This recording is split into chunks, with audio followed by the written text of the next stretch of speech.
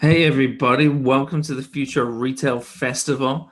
Welcome to the third day of programming. We've put on this festival to provide us with some obviously inspiration, focus, help us kind of deal with the current moment and think about what we're going to do in the future. On Tuesday, we talked about store experience design. We had all those great speakers talk about how to kind of interact with shoppers in this kind of new age and in an inclusive way. Yesterday, we were talked about e-commerce and e-selling. As retail channel gets disrupted, how do we improve our skills when it comes to kind of selling online? And this third day is a little bit more for brands. It's not exclusive for brands, but it's more for brands. And as brands channels get disrupted, they change. Sometimes they disappear. We wanted to kind of create a session where we talked about specific topics that helped people who run brands and people who are part of the retail chain think about the opportunities, realize the opportunities, and respond. So we're on the PSFK stage, which means back-to-back talks. I hope you can join us for the next 2-3 hours. We've got a great lineup of speakers. And we're going to start the day with Scott Latchett and Adriana Krasniansky, who are going to present research that we've done around DTC. Each day, in fact, we developed research reports, and those research reports allowed us to curate, program the events, and hopefully they made this event a little bit special and maybe a little bit different from some of the other events that you've been attending. If you'd like a copy of those reports, leave a link in the chat and we'll tell you how to go get one of those reports.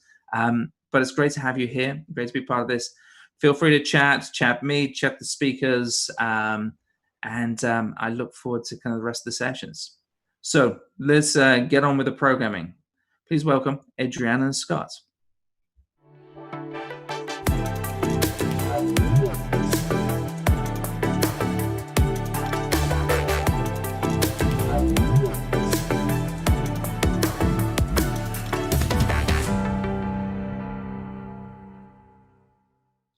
Hey, good morning / good afternoon, everyone, depending on where you are joining us from.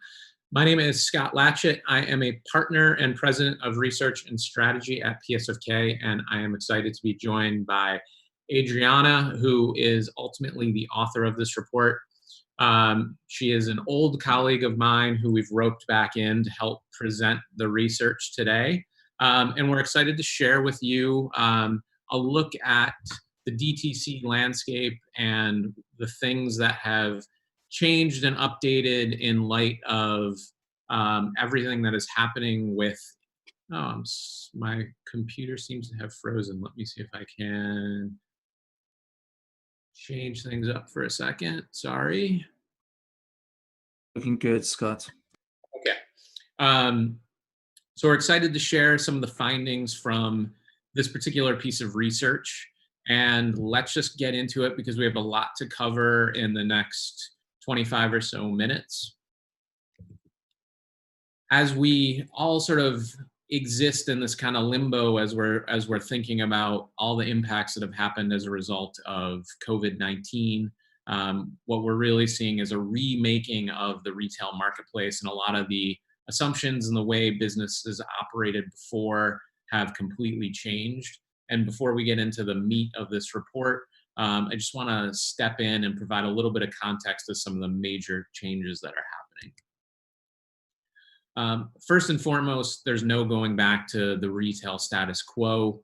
The way things were have completely been upended and disrupted as a result of this. As Piers mentioned at the outset, a lot of the traditional channels that brands would have previously sold through might not even exist, tomorrow or months from now. And so what happens when, wholesale or retail channels disappear? Second is from a consumer point of view or shopper point of view, as a result of everything that's happening right now, there's been completely new behavioral patterns that are being forged as a result of everything that's happening. You have more consumers that are shopping online. A lot of that is out of necessity, but once they recognize the benefits of doing so, then that's really sort of pushing that expectation forward, and brands need to be able to react to that. And then this statistic up at the corner, the fact that online shopping share of sales has jumped 10% in a matter of months is pretty incredible just to see that happening. And we suspect a lot of that sustained growth is gonna stay. As a result of this, we're really in the midst of an acceleration point, both in terms of consumer behavior, but more so in terms of what that means for brands and their retail partners. I think a lot of people can look at this as a crisis, but really this is an opportunity to rethink the things that didn't work, and fix those, or reinvent new ways of selling and marketing and having relationships with consumers, as well as to refine some of the things that sort of have come as a result of this. And I love the statistic at the bottom. I wonder who the 1% is in this context, but 99% of consumer goods leaders are already, before COVID was happening, thinking about direct to consumer.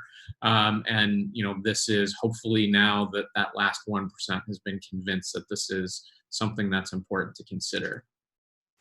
And then finally, this is time for leaders to ultimately emerge. This is going to set a new stage for what retail's future will look like. And, I think the brands that are ready to seize on that opportunity are the ones that are ultimately going to succeed. But then certainly, fast followers are also, in a great position as well. So what we've developed as a result of this report is this framework for brands to take action. And I will allow Adriana to jump in here in just a sec, but I'll talk about the sort of columns here and how we've set this up.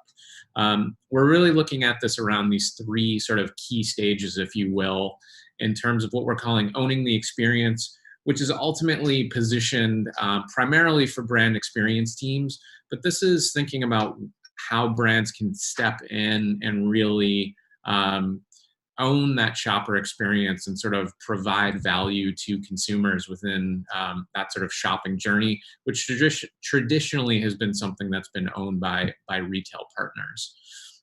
Secondly is thinking about re-energizing that relationship with consumers and how you're really sort of building community, building that one-to-one relationship with individual consumers, and how you're continuing to sort of add value throughout that relationship, which again, for us is really important to think about that as a cycle. So it doesn't end at the transaction, but really is that ability to continue to sort of engage and elevate those consumers and shoppers to ultimately become brand ambassadors on behalf of your brand.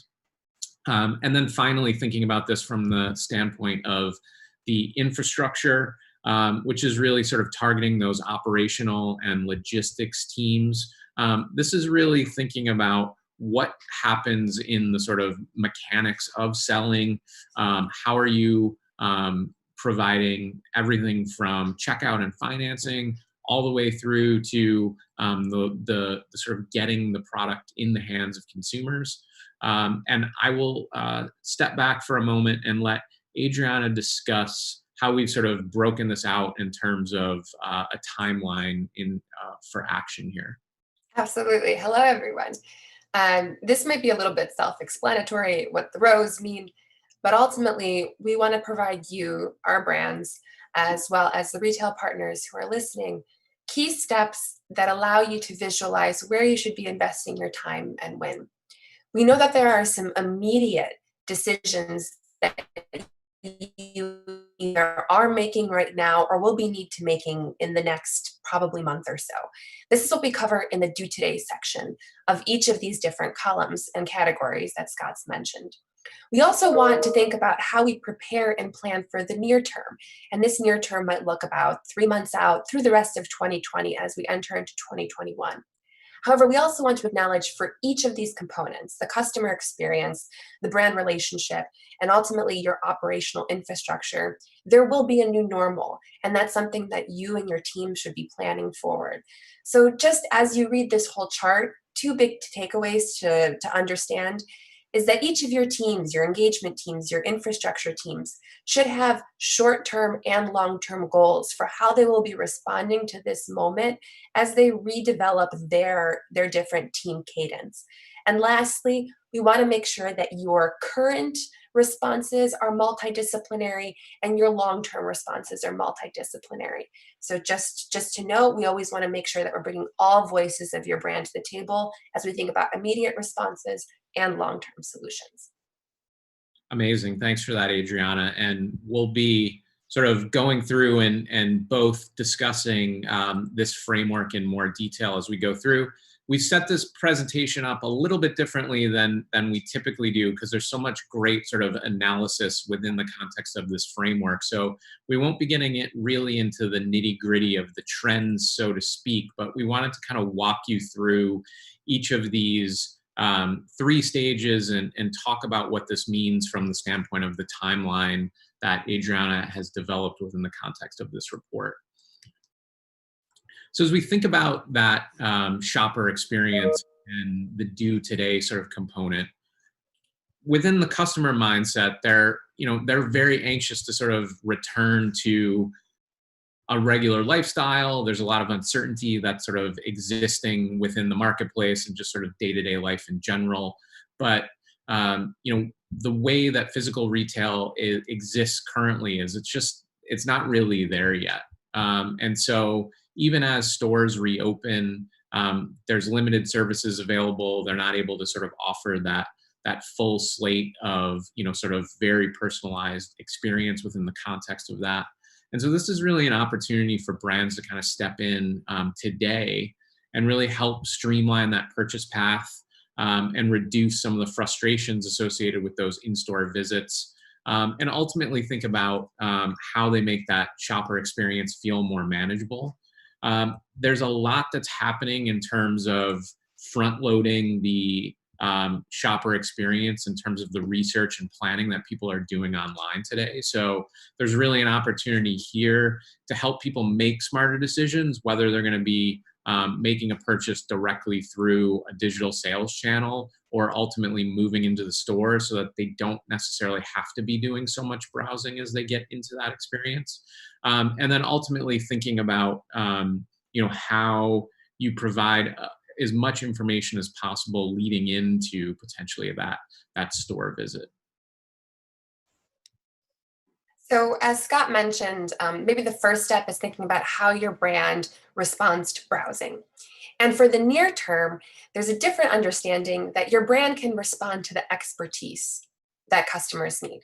So we have to acknowledge the new reality. A customer can do all their research and make their decision without ever really setting foot into a retail store. Let's not romanticize it. It's kind of the reality. And as brands, we know that your brand teams have in-house experts. These are, depending on your industry, designers. They can be chefs. They can be scientists. These experts have the intelligence and the know-how that really is what customers are looking for. And so in the near term, consider how your brand can take the experts that you have in-house and provide them directly to consumers. So here are some opportunities to think about virtual consultations or on-demand coaching and assistance. In the near term, we see that this will maybe reestablish what we ultimately need to consider as part of our purchase plan. Yeah, it's really amazing. I think within the context of this is this kind of notion of trust as well. Here and then, as Adriana's laid this out, I think, this very much exists within that sort of shopping experience, but then also looking at all the ways that sort of can exist after a sale is made. So unboxing experiences and sort of onboarding, as well as helping consumers sort of do more within the context of that product as well. And then as we think about establishing a new normal, again, these sort of longer term plans are really sort of thinking about how you capitalize on the opportunity that exists today, and really, sort of understand how you can build loyalty here in terms of that shopper relationship that you have. One of the things that we think is really interesting here is how you start to sort of build new business models within the context of that sort of shopping experience. Ultimately thinking about things like subscription-based services, which again can be additive value. You can think about how they grow alongside a consumer or a shopper, as well as sort of, again, thinking about building these bundling sort of experiences so that you're locking consumers in more long term, but not in a sort of negative way, but adding more value through the way that you're sort of curating these experiences. And then again, as a part of that is thinking about how you sort of own that loyalty experience as well.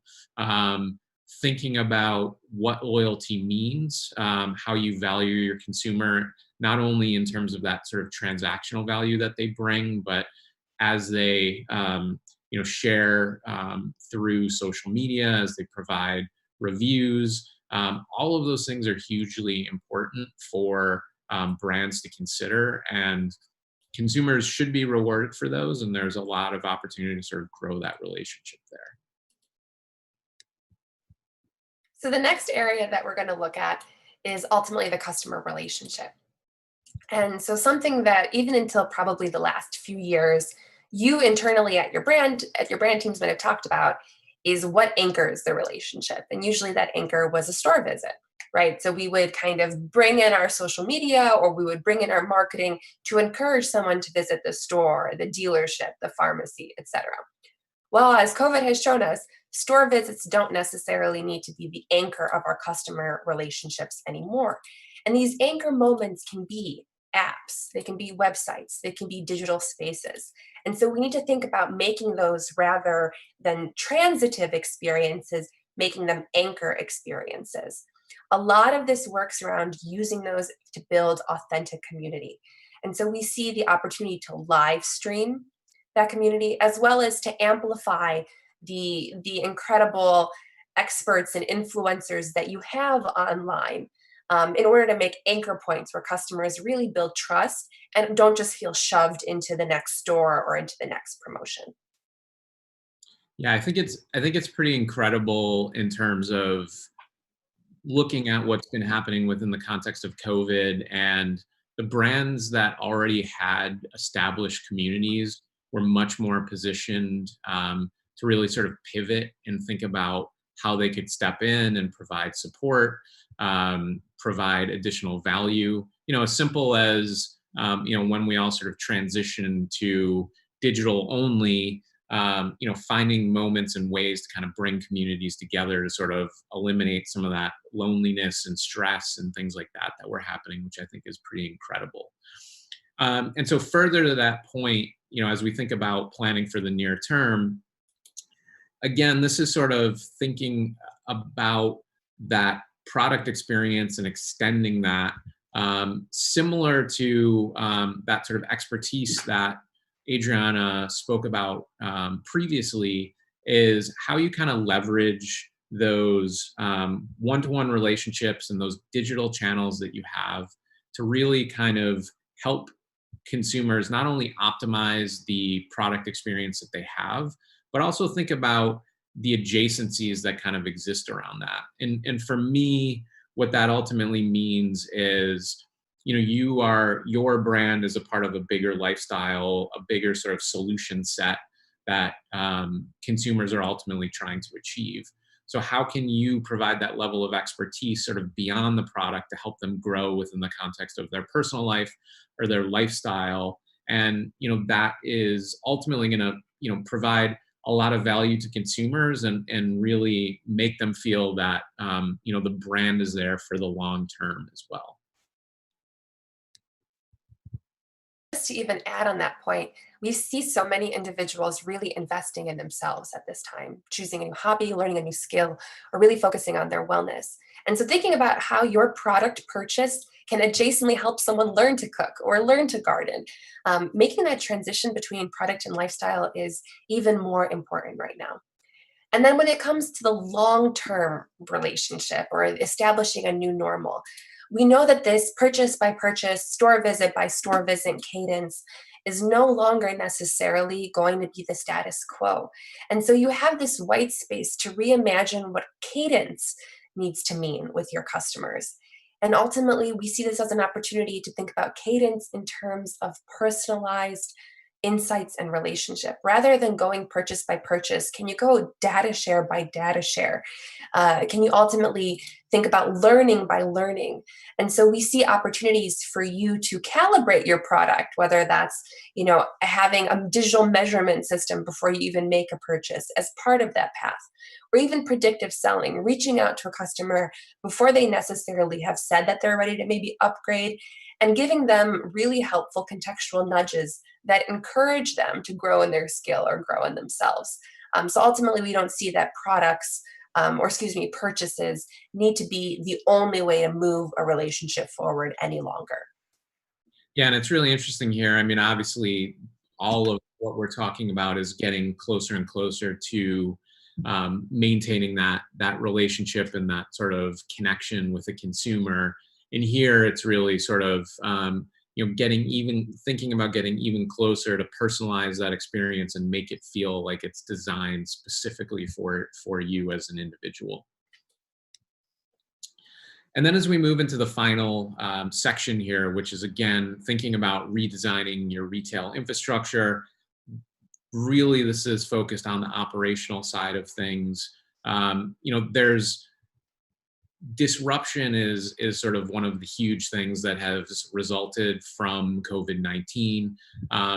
If we think about sort of essential services early on, grocery shopping, etc., there was a big pinch point in terms of supply chains getting essential products to the places where people needed them. And that caused a lot of uncertainty amongst consumers and, frankly, added to a lot of the sort of crazy behaviors that people were adopting kind of early on. So, how can you as a brand sort of rethink your operations so that you can be much more flexible and agile in terms of those broader partnerships that you have and the sort of, all those links in the chain to really, kind of overcome those future disruptions that likely will happen at some point, and ensure that consumers feel comfortable and confident that the things that they want are ultimately going to be available to them. And so just to kind of give you a taste of the way the report is constructed, we want to just sort of dive into the two trends that we have within this section as well. So maybe Adriana, you can talk about this here. Sure. So as Scott mentioned, when you have access to the full report, you'll see examples and trends that build up each of these learnings we're providing. So that's really helpful as you think about how you present this to your team members or possibly to your leaders or to your board. And so here, as we talk about operations, we've noticed that several brands have invested heavily at this moment in terms of direct selling, actually creating DTC channels internally to meet gaps in the retail market. So for example, PepsiCo has created ultimately two DTC e-commerce websites where people can order bundles of their favorite beverages and also snacks. So if you check out snacks.com or pantryshop.com, these are both Pepsi-owned websites, and they're the first foray that this brand has taken into selling directly, not necessarily through merchandisers. And we've seen customers who were worried about getting some of their favorite snacks ultimately going to this platform to circumvent the retail headaches or maybe stopgaps that they were seeing. Yeah, it's incredible. Within the context of CPG, obviously, there's always been a challenge to think about the cost associated with, the logistics of actually getting these kind of lower priced items to consumers. And so it'll be interesting to see how, this platform continues to sort of evolve in that context. And then secondly, with respect to CPG, a lot of what was happening in the midst of, the sort of height of the crisis was that people were switching brands because, their favorites weren't available. And so something like this overcomes those challenges directly for consumers as well. And then Great. oh, sorry, go for it, Adriana. No, just the last quick note. Another example is that we noticed that customers and brands and service retailers ultimately that weren't able to provide services pivoted to offer bundled products and bundled value. So for example, a London-based brewing company offered a pub in the box, which contained core beers, glasses, some snacks, and a mat. So ultimately, we see the opportunity for experiences and value to be bundled, and then customers can opt into that and have that experience in their homes. While this has absolutely been part of the social distancing and stay in place orders, we do see that modulating different experiences and value is a new retail trend that's here to stay. Yeah, and this one was really cool because I think this touches on that sort of lifestyle piece that we spoke about before here, which is really sort of thinking about where a product kind of fits into this broader ecosystem, if you will, and how you can bring in partners, whether that's, again, other brands or media platforms and things like that as well, to really kind of like create this broader experience that situates your product in a new way. And so what does this mean in the near term? This is something that I think an opportunity that brands really have to not just do well, but to do good in the community. And that's noticing that both the retail partners that you often work with, as well as customers, are ultimately at points of financial constraint. And so how can brands be more flexible with their sales terms and their purchase terms ultimately to provide support? And so we see extended support in terms of reducing fees, as well as digital layaway being an increasing opportunity to make sure customers can make the purchases that they need. Yeah, and again, this is just recognizing the realities that consumers are going through and having the ability to kind of like put these processes in place to recognize some of that and really sort of step in and help consumers through some of these tough moments. And then finally, as we look at the last sort of component of this, establishing a new normal within that retail infrastructure piece, we're really sort of thinking about twofold here. One, the role that consumers play within the sort of operational strategy that brands have, both in terms of the way that they're selling, but in terms of the way they're sort of thinking about creating products and sort of refining products throughout that process. And so here we're looking at that feedback loop that can be generated once you have some of these mechanisms in place to really sort of help listen to consumers and design products that sort of meet their needs or refine them in time. And then alongside of that is having the responsive operations in place that are able to look at these trends or this feedback that's coming in real time and responding to that in kind. And again, I think what's really sort of interesting here is the sort of feedback loop that is generated and what that means sort of more broadly from an operational point of view as well. I know we're getting close to being out of time, so I don't want to sort of skip over this, but we can kind of go through quickly as we sort of close out the presentation. We really sort of looked at this in terms of these broader learnings from the standpoint of kind of three approaches here, which is whether you have small teams in place that are sort of building out a D2C pipeline from scratch within the context of your organization.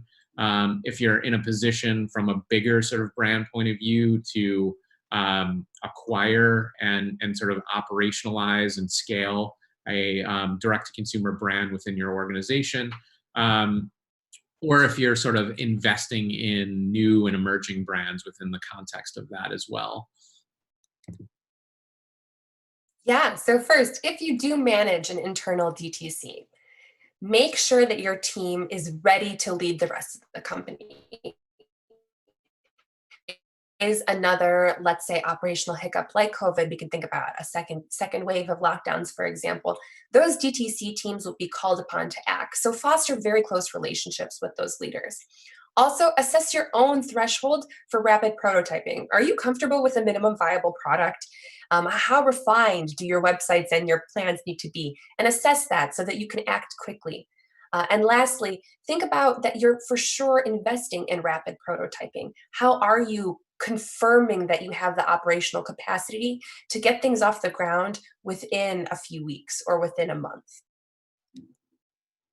And if you're acquiring or have acquired a DTC company, making sure that that sort of new leadership that comes in isn't sort of siloed away within the context of the organization, but has those leaders also helping other teams within the organization really sort of rethink the way that they're doing things.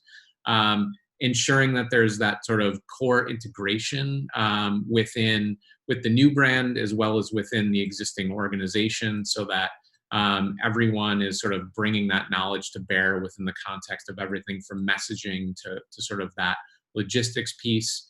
And then thinking about how, again, those sort of adjacencies, and we're seeing some really interesting sort of synergies happening within the marketplace space where sort of brands are opening the doors for one another. So how do you take your existing brands and new brands and sort of create inroads for one another within that context?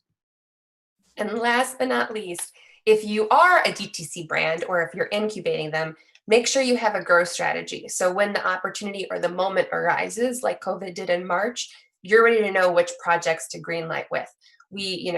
Being late to the game once happens, being late to the game twice, we ultimately know should not be the case. Ultimately, use your retailers and your merchandisers as testing partners. Think about where you're testing opportunities in real time, and ultimately hold your own projects to larger standards. Make sure you're using the KPIs that the rest of a brand company might use or that other large-scale brands are using. This will ultimately make sure that you're measuring success the same way as the incumbents. Well, thank you, Adriana, and thank you, Scott, so much for the presentation of that research. It's a great way to kind of frame the day and help us think through kind of the strategies and opportunities. So thank you, appreciate it, and thanks for coming by today. That research by the PSFK research team, if you haven't seen it. So let's move on to the kind of first speaker on the PSFK stage. I'm really excited to have a true retail pioneer. Julie Bornstein has helped us rethink and refresh retail, whether it's at Sephora, whether it's at Stitch Fix, and now at the Yes. And with the recent launch of the Yes and the kind of excitement around kind of that type of retail and commerce, I wanted to invite Julie to come on stage. So great friend of PSFK, Rob Shortenbrand, has agreed to interview her so we can find out the most about what Julie's doing. So let's please welcome Julie and Rob.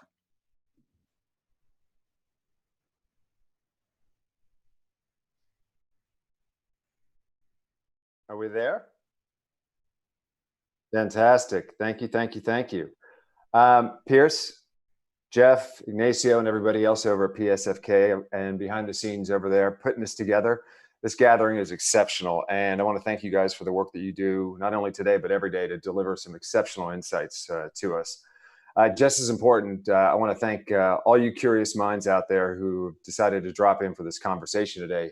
It's pretty amazing to have such a large group of people, as I know there's so many things that are vying for our attention and time now more than ever. As Pierce mentioned, over the last 3 days, we dove into a number of themes and heard from some exceptionally talented and, given the topic of retail, resilient people. Keeping the foot on the gas, we're going to be speaking with Julie today. And as a refresher, the Yes is a new e-commerce platform that leverages AI and some really sophisticated and heady algorithms to deliver us as shoppers a truly personalized and adaptive experience. chatting with Julie recently, we were talking about the yes arriving at just the right time, especially if we're to consider the current crisis as an extinction event for legacy retail. So I suppose if we follow on that line, and if it is an extinction event, and therefore the old retail gods have died, I guess we'll have to ask, is the yes where we find salvation? And I think we'll unpack that a little bit today. So we've got about 20 minutes and so many interesting avenues to explore.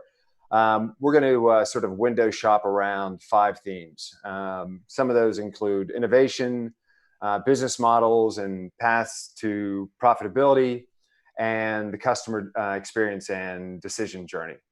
In closing, before we just jump in, I want to just say once again, I was fortunate to spend time speaking with Julia a few weeks back and found her to be inspiring, easygoing, very familiar. I felt like, I've known her for eons, and I hope everybody will feel the same after our chat. So with that, Julie, to kick things off, I've been trying to think of just say a precise and encapsulating question to ask you about what we've all been sort of witnessing and experiencing since March. And unfortunately, all the questions I was coming up with felt a little forced or contrived. So maybe it's better, given your vast sort of seen it all experience and exhaustive list of accomplishments with Nordstrom and Urban Outfitters and Sephora, just to simply ask, what have you been observing and thinking about, I guess, personally and professionally, amid everything going on in the world?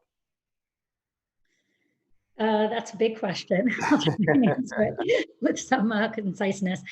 I think what's interesting about what's happened as a result of COVID is that companies needed to, like traditional retailers, needed to change the way that they were running their businesses probably faster than they were, because the pressures of kind of maintaining the status quo, whether it's public market or private investors, is heavy. And to some degree, this period has been a forcing function to make changes that were needed to be made. They probably needed to be made 5 years ago, but they certainly need to be made now for the future. And there are, the way that traditional retail has been set up, the pressure on the profitability of the 4 walls of a store don't make sense. Traffic continues to shrink year after year. And so a new way of thinking about the blend of your online and offline business needs to emerge. Focused on innovation and digital need to be serious. And I think it's a combination of sort of right-sizing a company's organization, restructuring a company's organization, and being able to make some tough choices, in this case, by forcing sort of these decisions. And so ultimately, I think it will help retail get into a healthier place and less of a slow, painful decline that they've been experiencing over, the last really 10 years. So I think it's going to be interesting. I don't believe that physical retail is ever going away. I think it's a human pastime, has been since the beginning of mankind with markets. I personally, my favorite activity is shopping. It will certainly take an enormous hit until there is a vaccine and people feel safe. And so, there will be an end at some point to COVID, and there will be, a very small, slight return until, people feel safe. And then I do think it will reduce the number of sort of physical stores and footprint, and will increase sort of everyone's ability to operate a great online business. So, in essence, I feel like this will speed up the inevitable, and, the making room for new ideas like ours is something we plan. We started this business 2 years ago. It just took us 2 years to build sort of the infrastructure that we needed to run this business. I do think we have a little bit of an advantage in that people are more open to trying new things right now because they're stuck at home, and they're doing everything digitally. But I believe the opportunity existed before and continues to exist now for disruption. Well, it's kind of interesting. I mean, talking about disruption and innovation, there were some folks within the industry that I was speaking with recently, whose names I'll just sort of park to the side, but they've been watching what's going on and waiting it waiting for it to be quote unquote over so they and their businesses can sort of return to a normal retail life. And I guess, the question is a return, and I think it's rhetorical, is a return to normal even a possibility when we're already seeing an alarming number of fashion related businesses fall during this pandemic? I mean, we look at J. Crew, we look at Neiman Marcus, Barbados, and even outside of that category, you see the likes of Microsoft last week announcing that they're exiting physical retail altogether. So, just curious if you could sort of unpack what you sort of just sort of touched on earlier. What do you think this new normal is going to look like? And, certainly use the Yes as an example.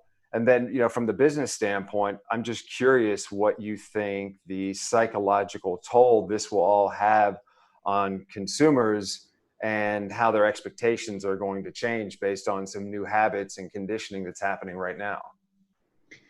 I think the failures come from businesses that were already struggling. So it just sort of kind of gets us to the end point faster. I do think healthy businesses will, with compelling brands and compelling value propositions, will figure out how to retool and shift their resources and investments appropriately. Stores really ultimately are going to be like what catalogs became for, online businesses, which is a place to look and get ideas. But it's not going to be the primary selling channel over time. I mean, it was already, I think ultimately it will shift to at a minimum 50-50, which requires a very different sort of economic model to make a store work in that case. And so you need to look at sort of your business in total and right size it. I do think that there is, the truth is that shopping has stayed kind of the same for the last 20 years. So e-commerce emerged, and we basically put the store online. It was a large catalog, and it's kind of up to the consumer to figure out how to navigate through it and find what they want. And the big insight for the Yes, and I think we will see this, we've seen this in media already, and we'll see it, I think, more in the future. I actually think our model will become more of the future model, is that there needs to be a layer that helps the consumer find what it is that's relevant for them and what they're looking for. So in a world of, massive amounts of options, you need sort of the ability to say, find me the things that are relevant for me, or if I'm looking for something specific, make it easy and surface the relevant things for me.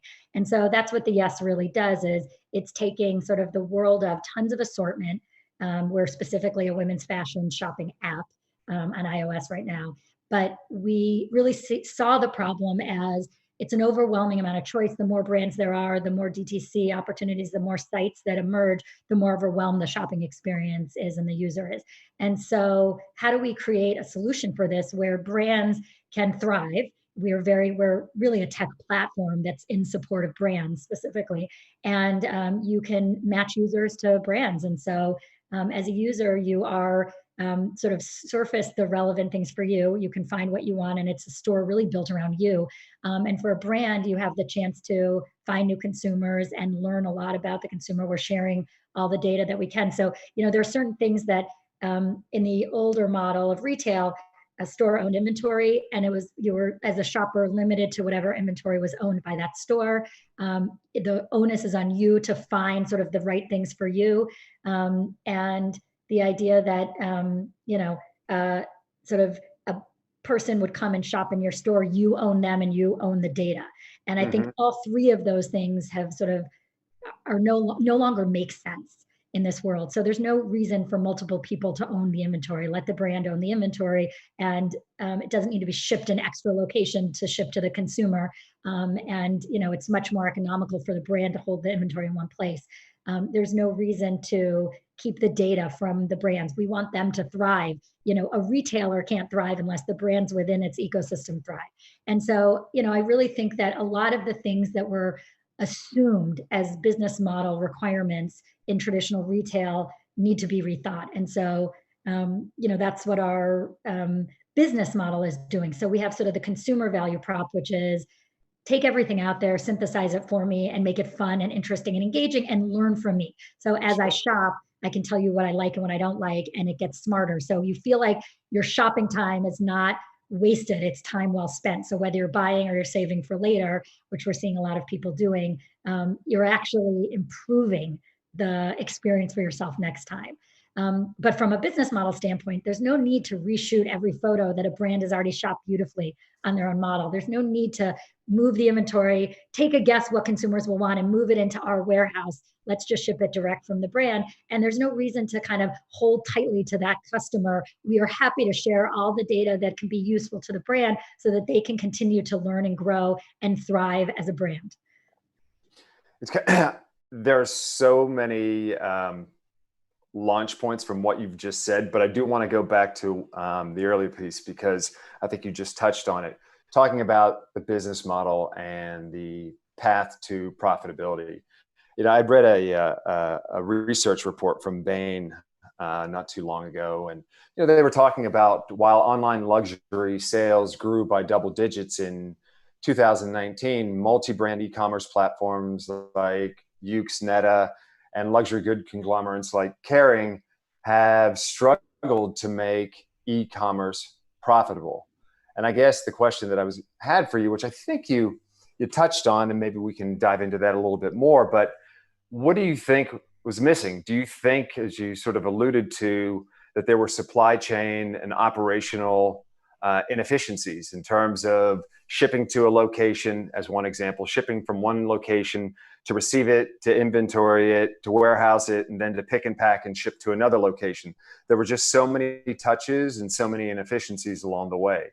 So I'm just curious why, you know, you've got a lot of smart people with a lot of associated with a lot of huge multinationals with billion-dollar valuations, but yet as it comes to their e-commerce operations, they're just struggling for profitability.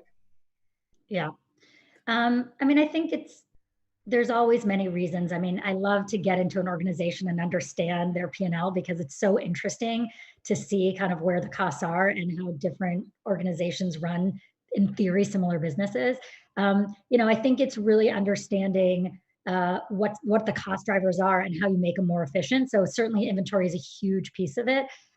Things like understanding how you can reduce return rate has an enormous value. You know, there's so much expense in shipping things back and forward. One of the things we're really focused on at the Yes is reducing return rate by being able to do a number of things. One is understand people's likelihood to return so that you can recommend things that they're less likely to return, and also really understanding size and fit. Which we're very focused on so that we can help people only have to, you know, we actually select the size for the user. So everything is sort of defaulted to the size that based on the information you give us, we believe in this brand is right for you. So I think what are the key cost drivers and understanding those businesses? Certainly holding the inventory is very expensive, especially for luxury brands. And so sort of the efficiency in that is important. Technology is really expensive. And if you don't make the right choices, you can end up overspending in a way that doesn't pay you back. And so that's another key element, is really having sort of leveraging technology in the way that it can optimize your business, but not spending and overspending in complex systems that basically at the end of the day aren't driving customer, you know, sort of ROI and customer value. One of the big areas of focus for me at Sephora was there were so many systems, questions, and decisions. And I was always focused on, I'm only interested in doing sort of investing in the technology that I can understand the clear return on right away. Because at the end of the day, you can go down, you know, a path, which I know Yoox Net-a-Porter has had a lot of structural issues with their sort of tech infrastructure. And Sure. Those things can be very costly. Well, it's interesting. You're talking about reducing the return rate is just sort of one example. And that really comes back down to what you guys are doing from a customer experience standpoint. I think we all know that tech companies like Spotify and Netflix and Uber have long since streamlined the customer decision journey. Yet it could be said that the fashion industry, just sort of broadly speaking, both brands and retailers have had some problems following along.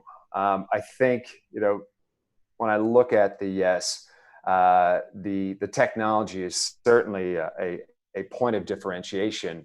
And so I'm just curious if you could just dive in a little bit more around that tech and how you are approaching that problem. And I think using your words to me a couple of weeks ago, helping people to easily find what they love, because some of the things you shared with me in terms of the 500 data points that you're capturing around a customer, it's just mind blowing, absolutely mind blowing.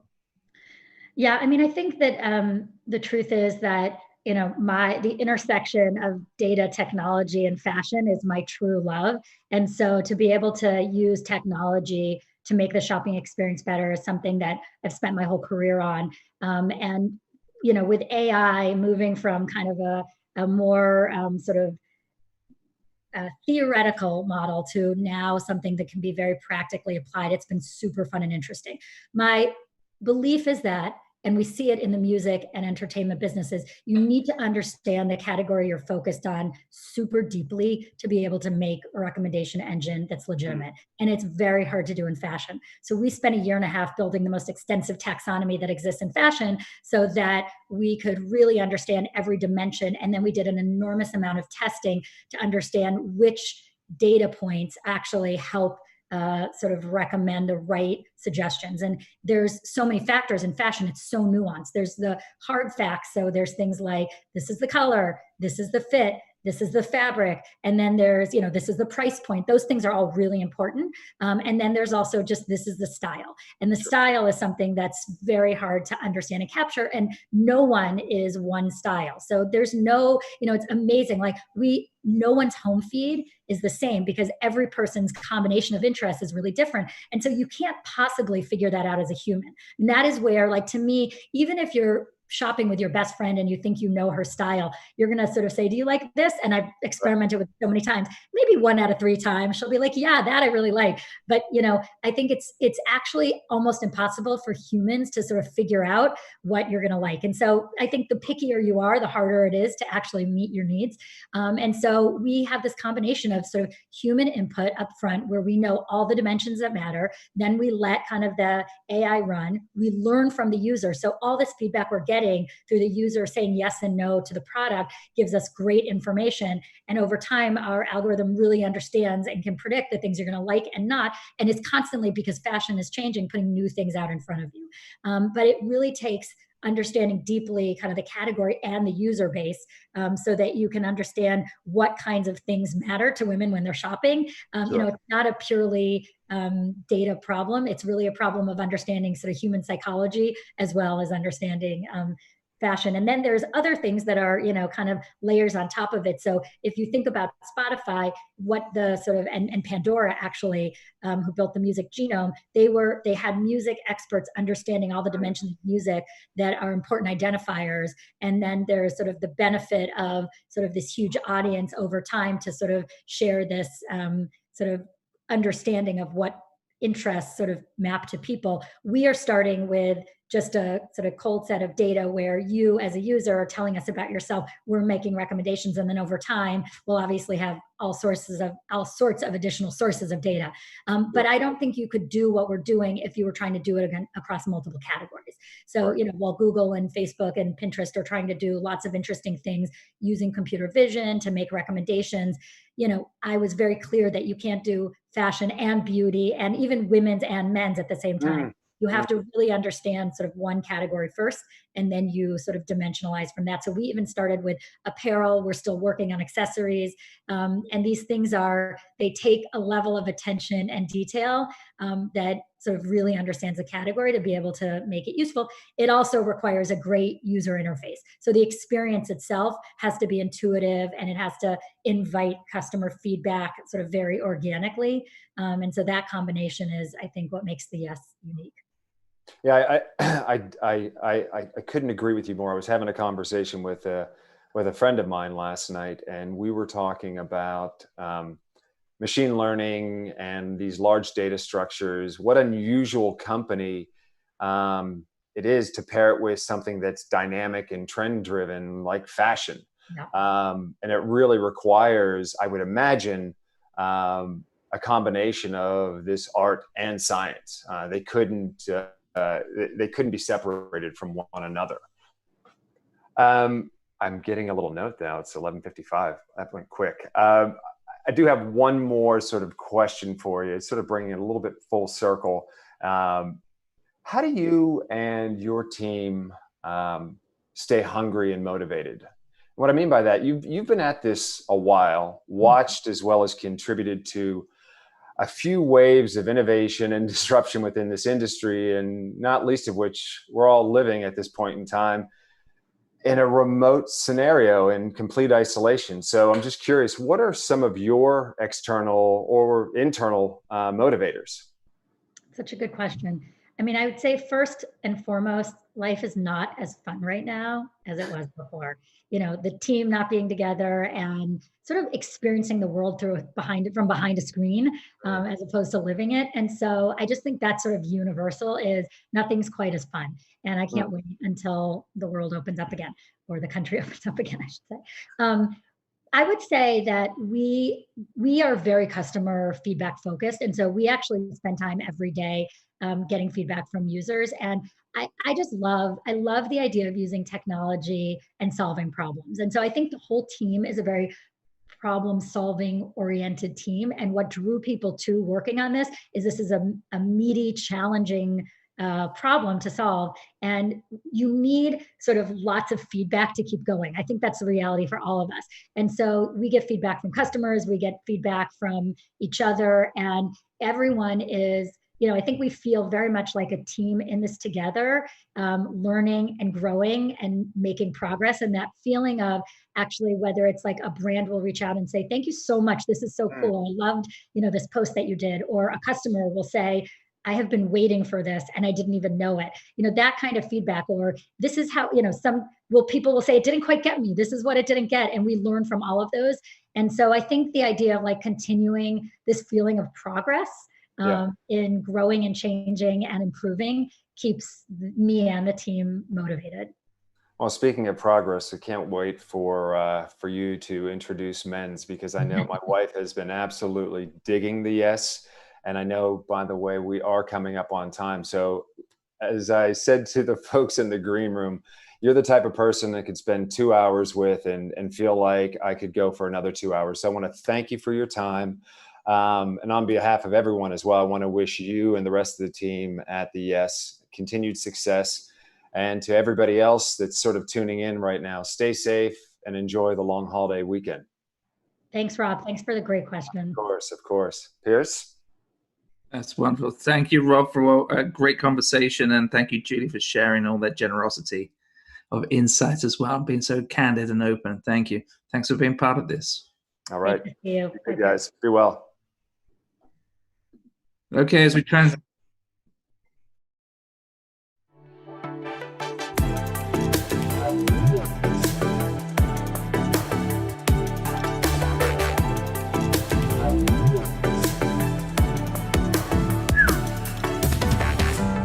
Easy.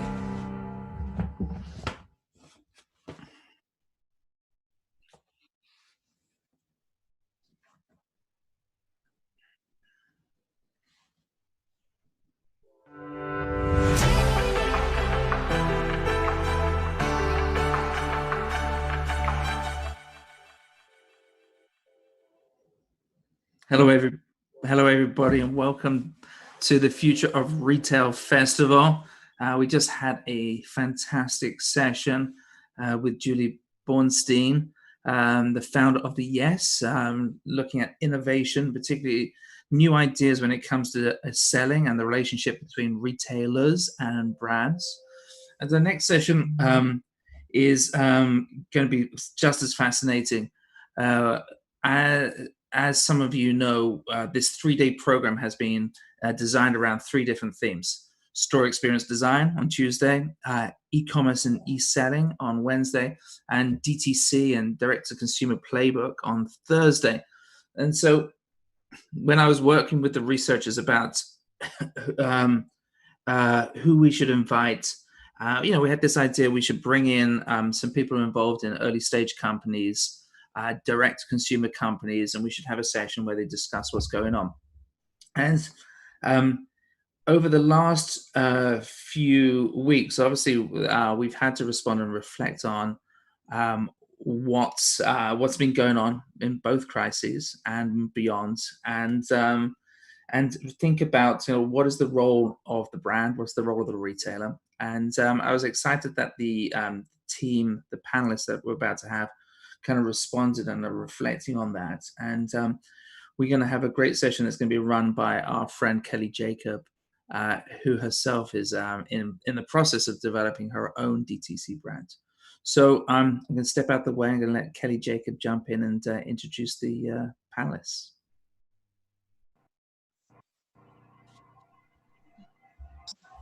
Great. Thank you, Pierce. We're very excited.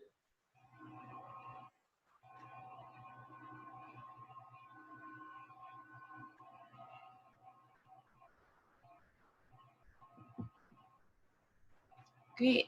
Thank you, Pierce, and welcome everyone. Excited to be here today.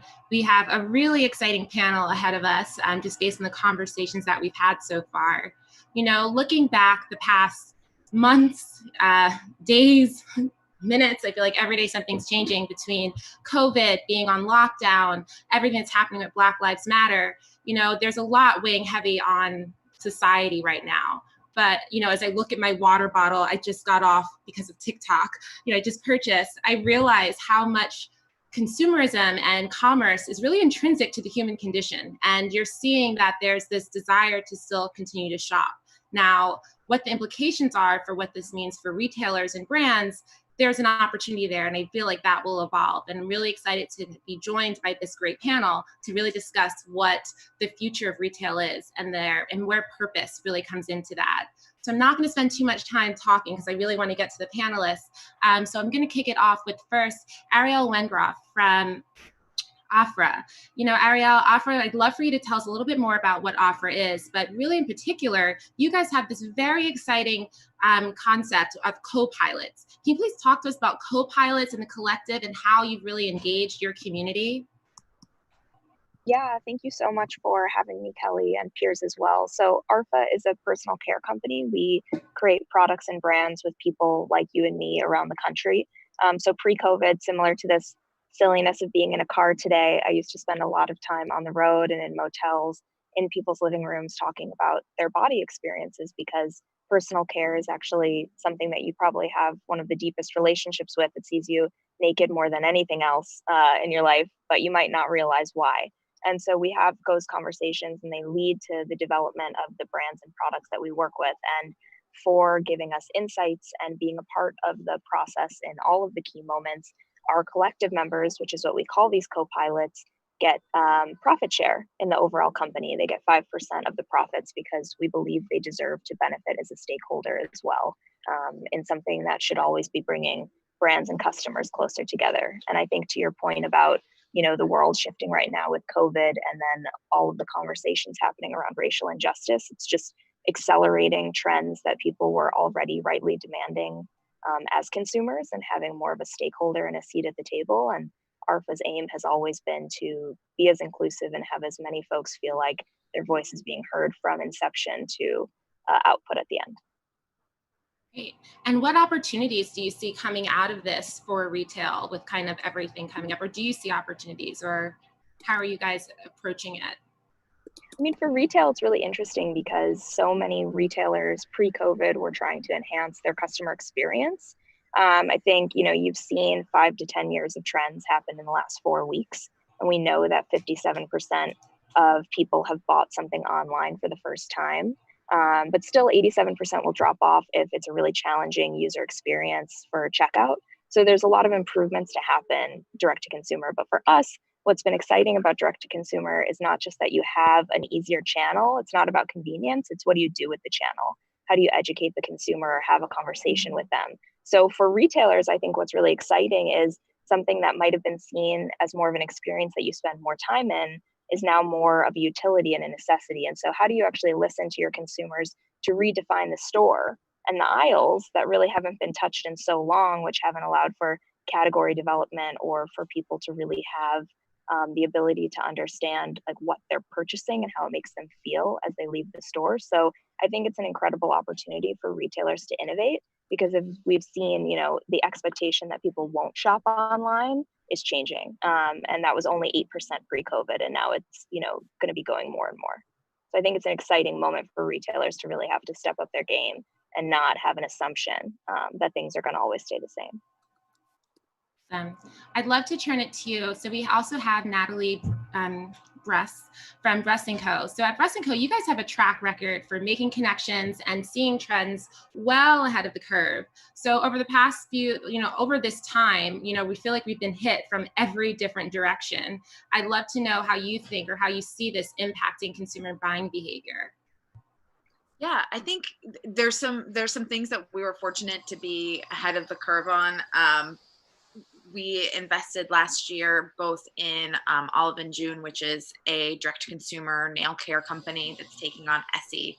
And even that story, I think, is really unique. The founder is just this incredible powerhouse who everyone thought it was going to be Dry Bar for Nails, and got a lot of people that wanted to put in money for the next Dry Bar for Nails. And she said, no, I'm taking on, nail care. I want to teach everyone to be able to do their nails. And really it was this sort of an example, just like Ariel said, of being like the last 4 weeks have done 5 to 7 years of work. This founder was ahead of it. There's another founder of a company called House, which is a direct-to-consumer aperitivo. There's just, we were very lucky that a lot of these companies, we just believed in the founders and the passion behind them, but they did predate a lot of these trends. Now you see last week, Constellation Brands is buying Gary Vaynerchuk's wine company. So even in alcohol, which seems to be the last industry that can be disrupted amongst consumer retail, like it's all happening. And I think the ones that are winning are the ones that have really built customer loyalty and just a rabid fan base who want to support them. Awesome. I wonder, do you think that there are any specific implications? You mentioned alcohol. What about luxury? How do you see a lot of these kind of things impacting luxury? Well, I think luxury has always been about signaling to some extent. And I think what we're seeing in luxury is the products might be different, but the intent is the same. So it might be, the $400 Jenny Kane sweater that doesn't look like, if you didn't know that it was a Jenny Kane sweater, that, you know what I mean? There's a little bit of that in terms of really high quality, but there is, I think, much less emphasis on ostentatious. You're thinking about luxury also in terms of the things that are showing up in your social media now in your home. So cookware, there's some really interesting sort of food related startups that are blowing up as sort of food as a luxury item. So that's why you're seeing grills. REI can't, keep their shelf stocked with, kind of like luxury sleeping bags. So the items are changing, but the idea of luxury as a way to treat yourself, but also send a signal to the people that can sort of like dog whistle it is, I don't think has changed. It's just the items are really, really fascinating in terms of how the consumer behavior has moved to the specifics. Awesome. So I want to turn it over now to David Debeni. So you clearly are passionate about creating experiences. So whether, it's in store during your time at Apple or on the tech side at Google or delighting during your time at Toys R Us, I'm curious to know, what do you think retail experiences will look like post-COVID? Yeah, no, thanks. It's a big question, Kelly. No. And I'm glad we're having the conversation. To me, I think the first step is when consumers start to go back into stores and back in physical spaces, it's just, they need to feel safe. So first and foremost, it's about safety. It's about brands having really clear policies and practices that they're communicating what they're doing, how they're caring for their consumers and their employees, flexible sick leave, and everything that makes people feel safe to go back. And, I think that we've also been talking a lot about the move from physical to digital and, how digital commerce or e-commerce is going to take over retail. And I think that's not entirely accurate. I think we've seen, as folks have mentioned, so much change happening these past few months as people shift to online. But what's really exciting to me is that I see people want to interact with brands in deep and meaningful ways. And brands need to keep adapting their thinking, developing these new and authentic experiences, right? But I think what we're seeing is more of a blended approach, where it used to be you had your online team and your in-store, your physical team, kind of each creating their own practices and their own experiences. Good brands would have that connected and kind of work together. But what I like, and I see is happening now, is really kind of developing physical experiences that can be done at home, physical ways that you can interact with brands outside of the store or other places, so that we can still have that interaction happening. I think what we're noticing is that the good brands are blending the expertise of the team that was working on their in-store experience with the team that really works on online experiences, bringing them together to think through what can we do to help create these brand moments live in stores. Essentially, it's the blending of the in-store and digital marketing teams experience. And just a quick example of that is, the Apple stores do Apple Summer Camp. And over 15 years ago, my team and I there created that program, and that was always meant to be in store. Well, just yesterday, I signed up for Apple Summer Camp at home with my kids, right? So it's this taking of something that was always in store and really reworking it to be a way that can engage consumers and brands at home or wherever the consumer feels most safe. I love that. I love that blending in store and online. I feel like if ever time for omni-channel to be forefront for what we're doing, it's now. Yeah, exactly. So Sophia, we have Sophia Laurel from Teeny Organics, which is launched a traditional D2C brand, and you guys cultivate a really strong relationship with your consumer from the start. So I'm curious, as a D2C brand, how are you guys approaching retail, and are you taking this blended approach, and what does this look like? Yeah, thanks so much for having me. And thanks, Kelly.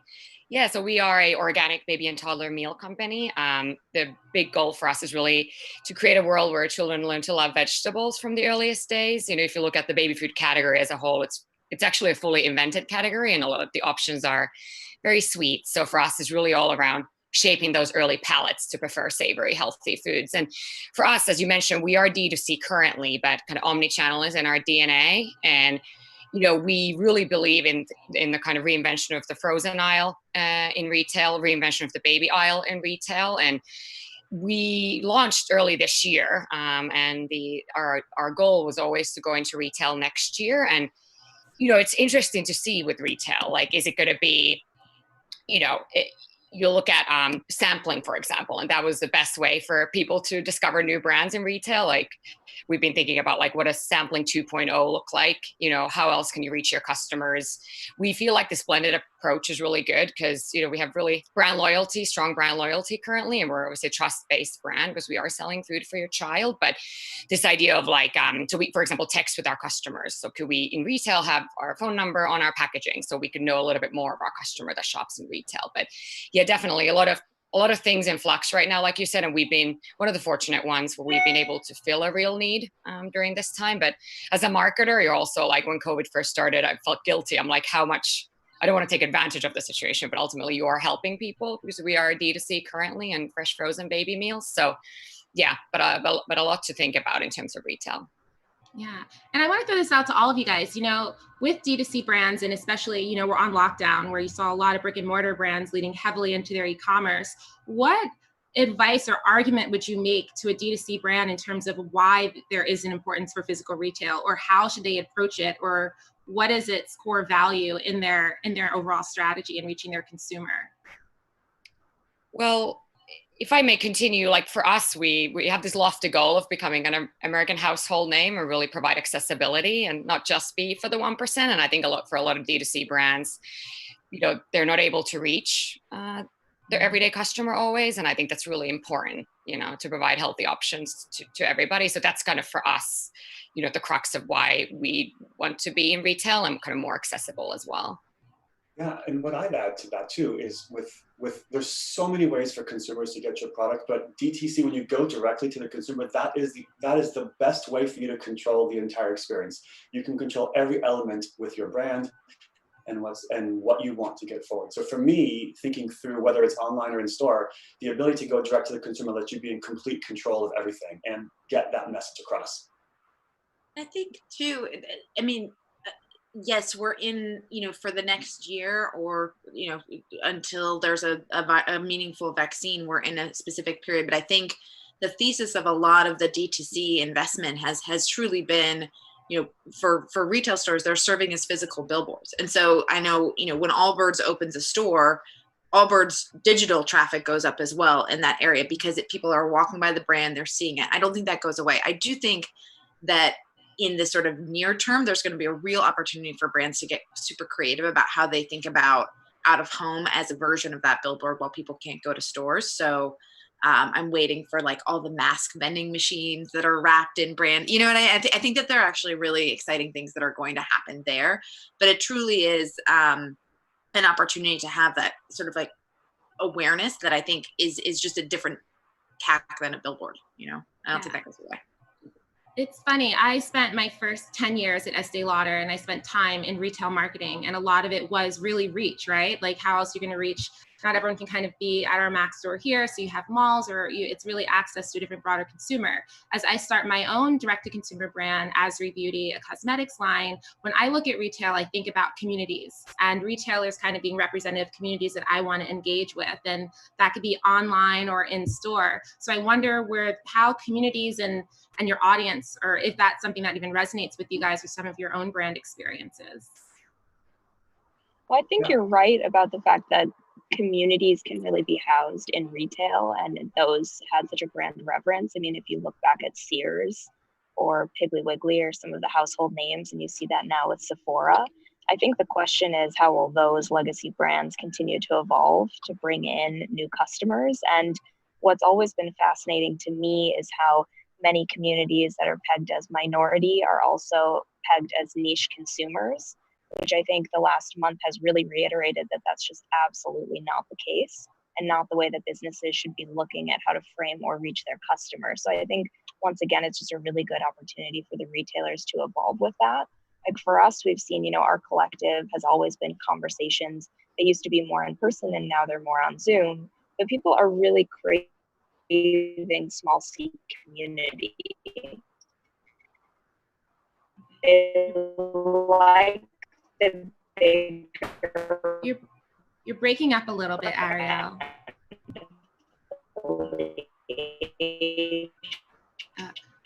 We're going to come back to you because I think you're going through like a dry spot. I love loyalty programs for the retailers or the larger companies that provide it. But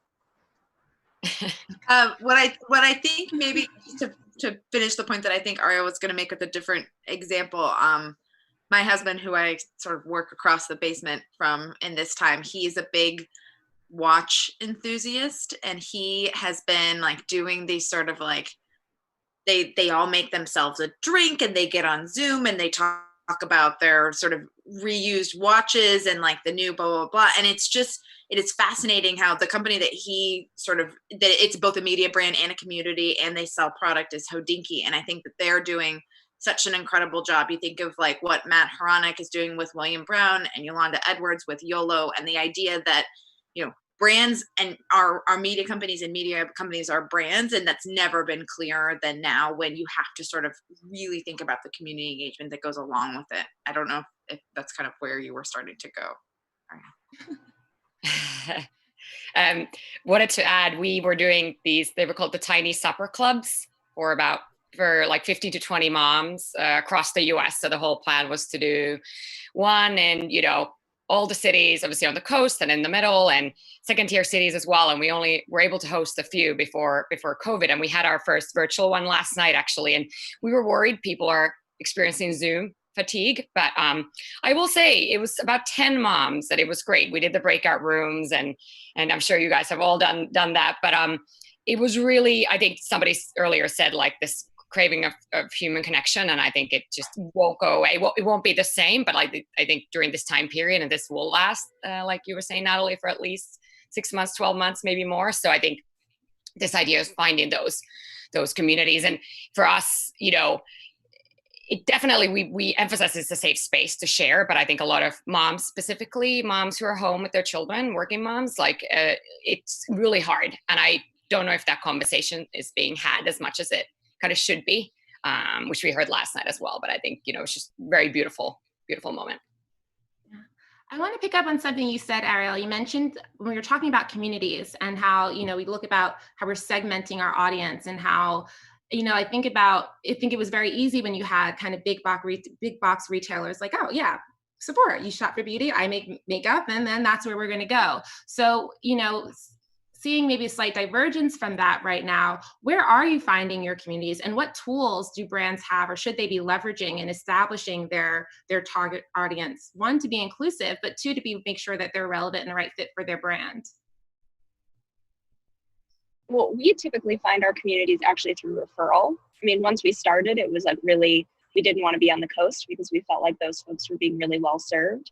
But I think to your point, there is an incredible opportunity right now for everyone to feel like they have a seat at the table and to not feel like you need to be excluded, or just because you're like beauty, you might not be interested in another category.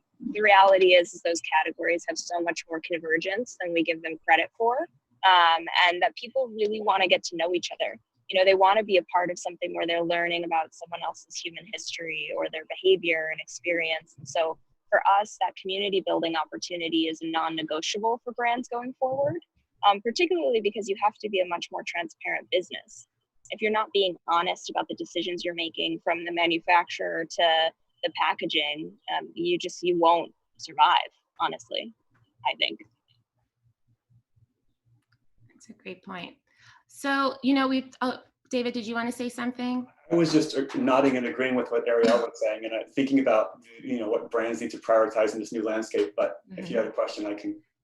That was it, actually. Oh, sure. That was my next question. Oh, it was just thinking, like what you were saying, Ariel, as far as what's so important. It really gets me thinking that I think of it in three ways as far as what brands need to think through. The first piece is, brands have to stand for something and be authentic, because we as consumers are really good at figuring out what's behind a brand and what they're standing for. And, if the brand is about quality or experience or design or whatever it is, make sure that shows through everywhere, not just in various siloed aspects of the companies. And I think that the brands need to be really engaged in the consumer experience across all touch points, not just thinking through what's that product experience like, but how does that consumer interact with the store, whether it's in-store or online? What's the online shopping experience? If I'm going through tech support or going to do chat online, can that chat person, the chat agent that's there, respond quickly and authentically? A great example was I had a question the other day about a home lock, a keyless lock system, and I had a question. I couldn't get the answer. I sent an email. I thought, okay, they're going to respond to me with a whole series of questions before I get an answer. And anyway, I woke up the next morning. I got the email back, and there was my answer. It was a real conversation with someone who was trying to help me, which I think is really great and where things need to go. And then also, brands need to support their people and realize that the people that are working for those brands, whether it's in-store or online, they represent the brand to the consumer, and they need to be thought of and treated as an incredibly important part, if not the most important part of the company. I love that. We have just a few more minutes, but I just want to kind of talk about some of the things we've spoken about, like understand. I love this idea of just really thinking about your brand and being authentic, understanding what your brand purpose is, and then thinking about community and, like to Ariel's point, and really how you're listening to your community, engaging your community, and even being a little bit broader in how you think about who your community is, and not just kind of, pigeonholing yourself. And then also, to your point, and engaging them in every single touch point. And then the people that you have within your company, and how you're kind of using them as another touch point within your business. It begins to make me think then, what are the new expectations going to be with all of that emphasis on brand, on community, on engagement, on these conversations? What is going to be the new expectations then for the retail experience? And what role does that play in this kind of rebalancing of our ecosystem, so to speak? My favorite, and I have no involvement with the company, but my favorite retail experience that I've had in the past couple of years was a company called Lunia, who Ashley Merrill, the founder, just actually joined the board to run Outdoor Voices. It's like a women's sleepwear, loungewear brand. They have one location in Santa Monica, which is where I live. And what it is, it's their office. And then they just took one extra big room and they turned it into their showroom. So when you have customers go in to do the fit, to do everything else, like you feel like you're part of the beta group of this thing, and they have a bed. It feels like you're in somebody's bedroom when you're trying on the sleepwear and all this stuff. But it's also their sort of like kitchen conference area. So the employees that might be running marketing are coming over, and as you're trying stuff, and everyone, sort of all the women come around you, and they're like, "Oh, I love how you're doing that. You know what? It could be really interesting to do that in a future color." Like, it feels like you're part of the product development process. I've never had an experience like it. And it is just the idea that you can co-develop some of your best stuff with your customers, because right now with discretionary spending down, it truly is all about customer loyalty and retention, and how can it's so much cheaper to extend a customer than it is to acquire a new one, just very broadly. And so how can you make people feel like they're part of it? And I can't wait for like in the fall for fashion, when it is, instead of doing like fashion shows for editors, it's we've invited some of our most loyal customers to see it like before it might even be ready to show to the public. So I think that there are going to be really exciting things that come out of this, but I think that idea of it feeling like a back and forth, it feeling like the conversation we're having on Zoom where everyone's participatory is incredibly exciting. And I think but it's just, I'm excited to see what comes out of it for sure. Yeah, I completely agree with that. I also love Lunia. And I think that that's core to how all businesses have to be. Involve the people. Like, listening today is a radical act, and it's not that hard, actually. But I think to your point, Kelly, about what retail has to do with it, one thing that they can do is also take on Aurora James' 15% pledge and take some actions to actually review who are the brands that they're working with within the retailers, and what do they owe their customers, and I'm sure the wide range of customers that they have, to make sure that the brands they're representing in their store represent all different types of people. Amazing. Thank you, guys. I'm sorry, Sophia, did you have anything else that you wanted to say? No, I agreed with everything you said, and I loved what Natalie said just around like co-developing the products. When we first started Tiny, we had this group of 100 founding families and tested hundreds of products with them and the packaging, and essentially co-built this business with them. So absolutely agree. It's really why we're all building what we're building. And I think I noticed Emmett just joined, and I was going to say, like, I think Equal Parts is actually something that has also done a great job during quarantine. So the way it works is when you buy a set of kitchen products from Equal Parts, you actually get put on text message with a chef, and they have independent chefs all over the country that they're hiring to do this, but you feel like you can text a chef. And so what I did, which was incredibly impactful for me, especially as a working mom with kids, was I asked, like, what recipes are great to make with toddlers? And this really awesome woman who is a chef in the Bay Area texted me back, and we came up with sort of stuff that I could do that would entertain our kids for 30 minutes during quarantine, which is pretty much a priceless brand interaction to have. And so this idea of how can brands take this opportunity to really meet their customers where they are, whether they're working parents or they've been laid off from their job, whatever that is, I think that's where the real opportunity to sort of like bring one moment of bliss comes, for sure. No, it's so true. And I feel like it goes back to like the title of this talk, right? Retail with Purpose, and how really, I think through everything that you guys have said through this time, like connection and community is really going to help redefine the retail experience, and really, is another type of engagement point with that consumer in bringing them in and making them feel a part of what we're building and what we're doing. I want to thank you guys all for your time. This was a great conversation. And I'm not sure if we're opening up for questions or not. I don't think so, but. We're out of time, but yeah, thank you so much. Thanks everybody for being part of it. Yeah. And on to our next DTC panel. But I really appreciate what wonderful insights. It's been such a pleasure and honor to have you all. So thank you so much. Thank you. Right. Thank you.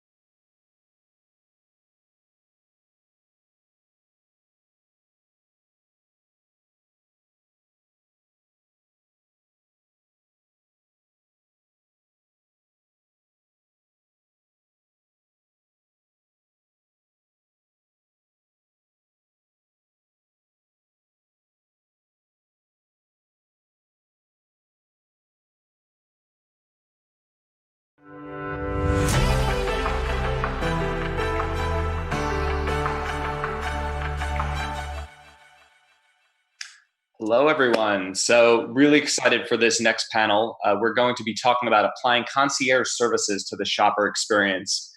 PSFK's own editor, Catherine Ollinger, is going to be leading the panel.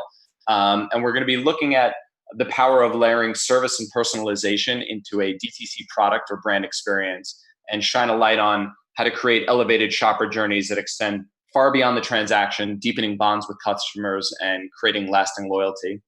Our panel today is Nicola Kilner. Nicola is the CEO and co-founder of beauty brand Deciem. Ariel Kay is the CEO and founder of Parachute, the home goods and bedding company.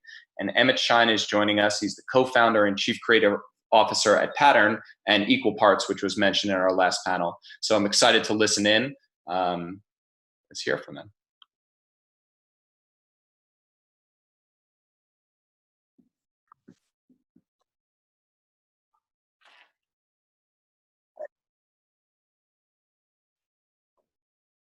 Hi, welcome everyone. Thanks for the intro, Jeff. I'm Catherine Ollinger. I'm senior editor at PSFK, and I am very excited and honored to be joined by 3 awesome guests this morning who all really understand the power of digital service experiences within D2C retail. That is layering virtual service and personalization into a product or brand in a way that not only really enhances and transforms it, but actually helps people get more out of their lives in a very authentic way, and therefore forges deeper bonds and encourage lasting loyalty. So without further ado, I'm going to ask our speakers to briefly intro themselves. Ariel, I'll pass it to you first. Hi, I'm Ariel Kay. I'm the founder and CEO of Parachute. We are a home brand based in Los Angeles, and I'm excited to be here. Nicola? I'm Nicola, CEO and co-founder at Deciem, the abnormal beauty company. I'm probably best known for our skincare brand, The Ordinary. Our head offices are based in Toronto, and also excited to be here and share some thoughts. Great. And Emmett? Hey, what's going on? I'm Emmett, helped found Pattern, coming out of Gin Lane, and our first 2 brands are Open Spaces for home organization and Equal Parts for cooking. Thanks, PSFK. Happy to be here. Great. Thank you all for joining us. We're so happy to have you. So let's kick it off. I think one of the most interesting elements of this particular panel for me is that you all really have experience with these personalized added value services, whether it's on-demand virtual consultations or coaching in the different cases, but you come at them from 3 very different viewpoints: home, beauty, and cooking. So you're coming from different verticals, and I think that's what makes this such a complementary panel. So I'd love to hear from each of you why this type of digital service that you offer layered into a product or brand is so powerful in your particular sector, in your particular case. So I'll pass this one to Nicola first. So I think at Deciem, and especially when it comes to skincare, we've known that human interaction is so important because skincare is something so personal. And I guess, that's one of the reasons we've always had our own stores. We've got 36 of our own Deciem stores, which was around having those conversations. But we've recently launched Deciem at Home, which is our online consultation service. And it was something that was always on our roadmap, but I guess we had to progress it much quicker when the pandemic started. And, part of the reason why we moved so quickly was because we have over 300 members of our team working within our retail sector. And because we still don't know how long the effects of the pandemic is going to last for. So we wanted to find a way where we could protect everyone's jobs, provide security, and actually allow that conversation to happen from our retail team's home to our customers in their homes. And I think in the first, we probably failed because I think it was only 4% of conversations happened live because demand exceeded how many people we had on rota, but we've got into a really good with it now. Yeah, that's incredible to hear. And Emmett next. Yeah, I mean, I think, from like the Gin Lane days when we were working with a lot of brands, we kind of saw this shift from what I would call personal branding to personalized branding. Mm-hmm. So, we had worked with Care of and Sweetgreen and Dia & Co. and saw these businesses that were getting more of their customers' information to best service them. I think on a macro example, it's like, Amazon or Apple, they know their customers very well. And so I think in the little Shopify kind of D2C ecosystem, we kind of thought, what's our version of offering more on the services side? I think at base level, all these conversations are the stuff we're talking about is still like fledgling or nascent, right? I think you have to have good customer service, and to Ariel and Nicola, like they're running and operating their businesses for a while. We're newer on the operating side, and there's always going to be things that go wrong. I think especially now, in terms of like returns and questions and customer experience, you cannot. If anyone who's listening is thinking about it, you can't underestimate how important that stuff is. It's kind of like you got to eat your veggies before your dessert. But in terms of the dessert stuff, which will probably be the table stakes for the near future, for equal parts, especially, we have a Texas Chef service over SMS where you can literally text a chef and just say, hey, I could use some help for dinner for tomorrow night for my kids and my wife, and they'll personalized walk through your questions, so it isn't as much like going to a faceless, internet search query, and then you're taken to some ad-filled website and your phone starts melting and you just get frustrated. Yeah, absolutely. And I love that metaphor too, that it will be kind of the main fair, we think, coming up. And Ariel, what about in your case, in the home goods sector? Why is this type of experience so important? I mean, it's similar actually to what Nicola was saying. We opened our first retail store in 2016. Retail's been a huge part of our business, and mostly because you are able to form such a deep connection with our customers. People come into your retail store, they ask a bunch of questions, they spend 30, 45 minutes, they get so inspired, they feel confident when they leave. It's just such a deeper relationship that's fostered in that environment. And so, we've been thinking for a while about how Parachute can evolve from being, not just a brand that sells products, but really also a services brand, and, and really deepening how we're adding value into our customers' lives. So, in an effort to really be able to have those relationships, faster than we're able to expand our store footprint, we launched our styling consultation services last fall in kind of a quiet way, just to learn and make sure that we were doing it right, and really in like a soft beta. But again, with the pandemic, we put a lot of resources behind it and decided to fast track what that looked like for us. And it's been amazing, what we've been able to offer our customers in the past few months, and just how grateful people are for this service. We're learning a lot more about our customers and what they want from a product perspective, and what they want to see more of, and how we can be more helpful. And it's been really exciting. I'm doing some of them myself, and because I want to learn more about our customers too. But being able to have that 30, 45 minute conversation, and then we follow up with email exchange, and it's really you're really building a relationship with our customers. So there's a lot of inspiration and a lot of education that needs to happen in the home space, and a lot of people who are trying to figure it out. So the more that we can do to provide a really complete service, I think the better. Yeah, I love that you take some of the appointments yourself. How do you choose which ones? It's pretty random. So I just, I've asked to get, a few on my calendar a week. And so I never know. I mean, if I've talked to people who want a range of different types of services, some that are really focused on learning more about the product, some that want more furniture advice, which is something we're just dabbling in, but also happy to help. So it's been really fun. I miss being able to go into our stores right now. I spend a lot of time popping into the stores and talking to folks. So this is a nice temporary way for me to just keep that conversation going. Yeah, absolutely. And one other thing I love about these 3 experiences is that they're not just to help people get more out of their product or get more for their money, but they're really authentically about making people's lives better. And you can feel that when you interface with the brand and with all of your interactions. I really feel that. And so it's clear that to do something like that, to build an experience like that, clearly you are building on some key consumer insights that are just inherent into your brand and into your business. So I'm curious to hear from you all, what gaps were you noticing in your vertical within experiences or products that were available? And what unmet consumer needs did you want to meet? What did you want to do better? I'll toss this one to Emmett first.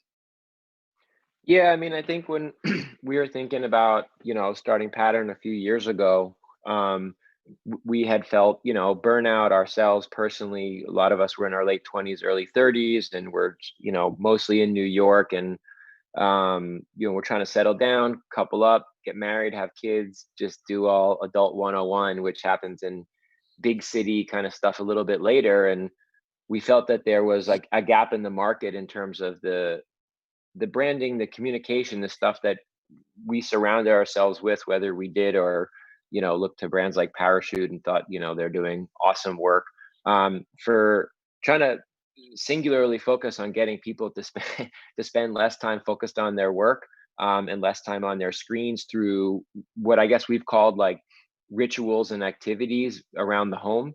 And our kind of mantra is enjoy daily life. And really that's about the daily moments. And it's not planning for some big vacation or, some crazy concert. It's just the mundane and finding beauty and rhythm within cleaning, organizing, cooking. And I think that the services part for this conversation we felt was key because there was a lot of education that needed to be done. We found, I always say like to people, like, be selfish, because the first person point of view for what you're trying to do is helpful versus not having a point of view. And we felt for ourselves there wasn't as much of a narrative in America on how to, kind of get out of the hamster wheel a little bit for people that work on screens a lot. And that's why I think it's not just selling people products, pots and pans, bins, boxes, whatever. It was creating a little bit of a culture and a narrative on how to think of time, how to think of being present, and how boring things, like cooking versus just eating out or ordering takeout all the time actually contribute a little bit more to this macro narrative of homeostasis. And just, I think, being a little bit more positive. A lot of people in America, and again, this pandemic, I think, has shown some light on it. They work so hard and they can make a lot of money, but they're not happy. They're very frazzled and stressed out. And that's part of our culture, I think, from the 20th century, like late stage capitalism 101, that it just, I think the last few years and the last few months have shown, that all that glitters is not gold. So I think there's a larger narrative for this whole thing for us. And we're just trying to start small, for specific areas and categories that we thought over time can ladder up, to create kind of this family of brands that provide products and services centered around the home. Yeah, and it's fascinating to me that you're promoting getting off of the screen and getting some hands-on time in the kitchen in particular, but you're doing it using digital tools. I think that's genius. It's really using the tools that people are used to, that people, whether it's millennials or whoever the target demographic is, it's making it useful to them. They're able to really access it, use the tools that they're used to, but also accomplish this kind of getting off the screen, real life time. Yeah, I'll just add one quick thing to that, is that like we wanted to meet people where they're at versus preaching extremism. And we wanted to bring back a sense of intentionality, using social media, using your phones, loving your work. Again, it's not to pendulum swing in extreme. It's just being more intentional. I think that's the thing we've lost, and you go on social media and all the algorithms, they hack your attention, and it makes it hard. But if you're intentional with your time, you can get in, you can do something, you can get out and go play with your dog or your kid and just be present in the traditional sense. Yeah, oh, completely. And Nicola, how about you? What consumer insights really fed the building of Deciem, and in particular, the consultations that you offer? So I think with Deciem, I mean, the original concept behind Deciem was to build an ecosystem so we could always be quite quick to react to what consumers were telling us. And then actually when The Ordinary came about, that was because we saw this gap for transparency. And I think for so long in the beauty industry, there was almost a lack of education around ingredients and percentages, and people almost thinking that price point always equaled effectiveness, and actually you had to spend $80 to have a serum that would work. And I think that also links into kind of our consultations and the fact that we still have that as a barrier of people who think, well, an ordinary serum costs $8, it can't possibly do anything. But actually having our team that can share that education around, the fact these are ingredients that have been around for a long time, they're trusted, they're safe. And I always give the comparison of healthcare. If you have a headache, you go to the pharmacy, you buy aspirin, you buy a painkiller, and you spend, maybe $5 or $6, but that's safe, it's going to help get rid of your headache. You would never walk into a pharmacy and be presented with the kind of same ingredient, but a lot of fluff, and therefore a price point from $3 to $300. But that's a place we had got to in skincare. So I think having that conversation was really important. And that's what we're still doing through consultations now, obviously when our stores reopen. But even that conversation happening online in communities that are formed through social media and on different forums has been amazing to see. Yeah, no, absolutely. And Ariel, for you, I know that in home, the competition can be pretty tight. And I'd love to hear about the insights that went into differentiating Parachute. Yeah, I mean, I think the way that we've been authentic and really original in terms of our just overall aesthetic and really staying true to our point of view since the beginning has certainly set us apart. We've kind of coined this relaxed casual aesthetic that has been really relevant and inspiring for people. But one of the things that we've always heard as we've transitioned from being a bedding brand to a bedding and bath brand to now really being a true home lifestyle brand and touching just about every room in your home from our product assortment is that as we share whether it's through our catalogs or on Instagram or really in any channel, people want to know about every item that's in the room. And so we've really we found that our customers are very inspired not just by our products but really our whole aesthetic. Again, which is this kind of relaxed casual, and it's something that's different and I think pretty fresh. And so as we kept hearing more and more and having people reach out and wanting to know more about all of the things that tie the room together, we saw an opportunity to really share that kind of knowledge and our own insight and information about how we make a house a home, which is also the name of my book that just came out. Yeah, I mean, there's a ton of competition. I think, in general, my rule of thumb is you got to stay true to who you are and stay really just laser focused on doing what you do best. And, we are kind of heads down to the competition. I mean, obviously we're aware of what's going on, but we could just continue to focus on doing what is Parachute and what people love about Parachute. And that's been, it's worked so far. So yeah, that's incredible. Yeah, I mean, but certainly, the bigger box players have a ton of retail, and we do feel like this Chat with Stylists and the services, roadmap that we're on has a real opportunity just to continue to deepen the relationship and add value and continue to set us apart. So it's something that we're really investing in and are super excited about. Cool. Yeah, and I think part of what makes these personalized digital services that you all three offer within your brand experiences is, of course, as we touched on before, that element of relationship building and loyalty that they can really foster. And I think we're also at a moment where consumer loyalty has been really disrupted to brands, either by force because of the obvious events of the past few months or by choice. I think people are really taking time to reflect in a way that they haven't either in the past. I know for me, I was living in Manhattan for a long time up until very recently. And I'm very grateful to be able to step outside and be in a slightly calmer area. But I know that doing that, being forced kind of out of my routine, I thought that I was sustainable. I thought that I was a conscious consumer. And I realized all of these pain points where I actually was not. And so I think a lot of people are having moments like that, I think on larger and smaller scales. And so loyalty is shifting a lot, and what people are connecting with brands on is shifting. So what I want to ask you three is, what does loyalty mean right now? How can a brand cultivate it, especially in D2C, where that's so important? That's really one of the, I think, main advantages that D2C players tend to have against mass retailers. So I'll toss this one to Nicola first. So I really believe that, in today's world, a shopper doesn't just buy a product, they actually want to join a brand. And I think that's how you get the most powerful loyalty.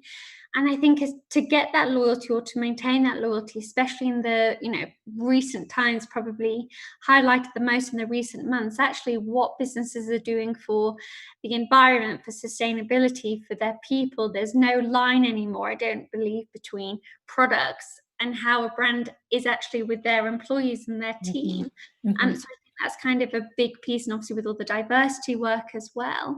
And I think, it's that authenticity that means that actually a consumer wants to not just buy your product the one time, but actually keep coming back because they believe that their money is ultimately going to good causes, as well as obviously understanding there's always a business at the end of it. Absolutely, yeah, that really echoes what we've been hearing today and all throughout our festival this week. Emmett, how about you? What do you think about loyalty right now, brand loyalty, what consumers are looking for? I echo what Nicola said. I think I don't know to some extent. I think I've been thinking about it a lot. I mean, loyalty is like one of those words that's really powerful, right? Like you think about relationships, partnerships, friendship, like it's like a Game of Thrones word, right? Like it's like we are bonded, by Valerian steel to loyalty. Like it's a crazy powerful word that I think being more on the operating side, we're learning a lot. Like, for us, there's, brand retention, people come back and do they buy again? And we've got good numbers for that. And that's cool. But then there's pattern as a little ecosystem and seeing if person A buys, this brand, and person B, do they buy from the other brand, which is kind of cross brand retention.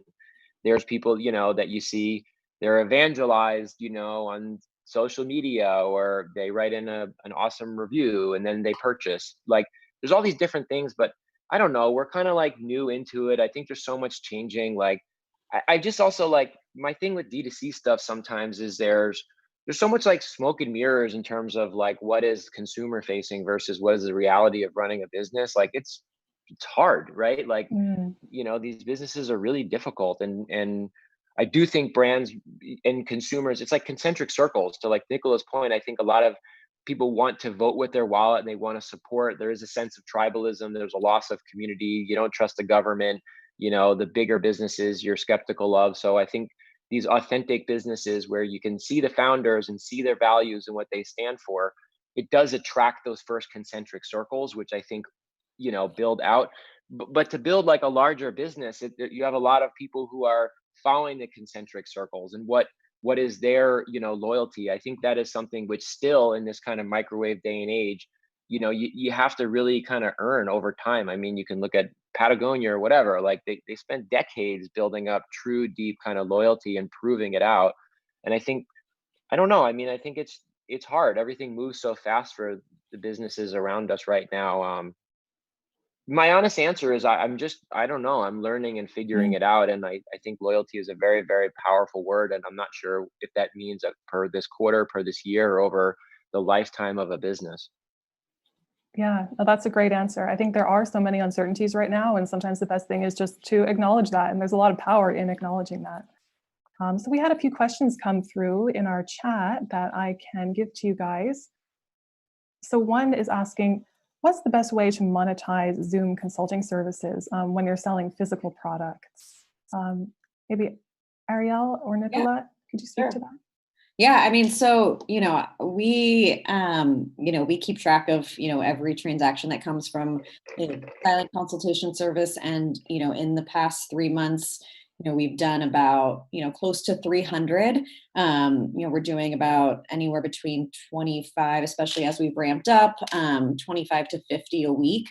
And we're seeing like a 60% conversion and a super high AOV come from those transactions. So, when we think about being break even, or how we, are these profitable, and, is this worth our time? Because, our styling consults are doing pre-consultation work. They're, on the call, then they're creating mood boards and following up. And it's like, it's a few hours per styling consultation. So it's definitely a time investment, but, we are seeing, we're just seeing that this is a really valuable tool, and that it does, that the economics work, and that it's proving to be, just these are the relationships that are coming from these customers are really worth it. Yeah, absolutely. And Nicola, do you have a response for that? And that might be our last. We're almost out of time, unfortunately, but we can definitely give you guys the link to the chat, and then you can go in there and answer for people. Perfect. So I guess when it comes to our kind of retail teams, who are the ones doing our Zooms, we've never given any incentives. There's no targets in stores, because for us, it's just been around building that brand experience. And I guess we're fortunate just from the overall business to know that there's enough kind of profitability elsewhere that actually we'd rather someone just take the time to learn about their skin and ingredients, even if that doesn't end up being a transaction. I think, to Emmett's point, it's around kind of what's the lifetime relationship with that customer as well. Yeah, absolutely. That education is so important.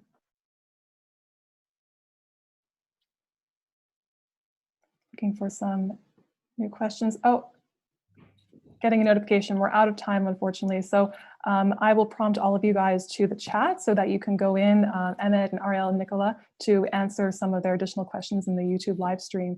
But thank you all so much for being with us. This was fascinating. I wish we could go on for another hour. There's so many awesome questions I'm seeing coming through. So thank you to our audience.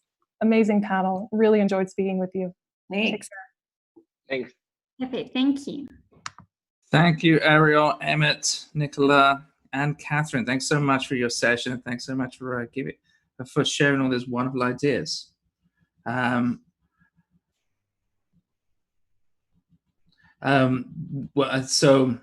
for those joining right now, this is the Future of Retail Festival, and we're about to have a new session with Leonard Brody of Creative Labs from the CAA. Please wait 2 minutes.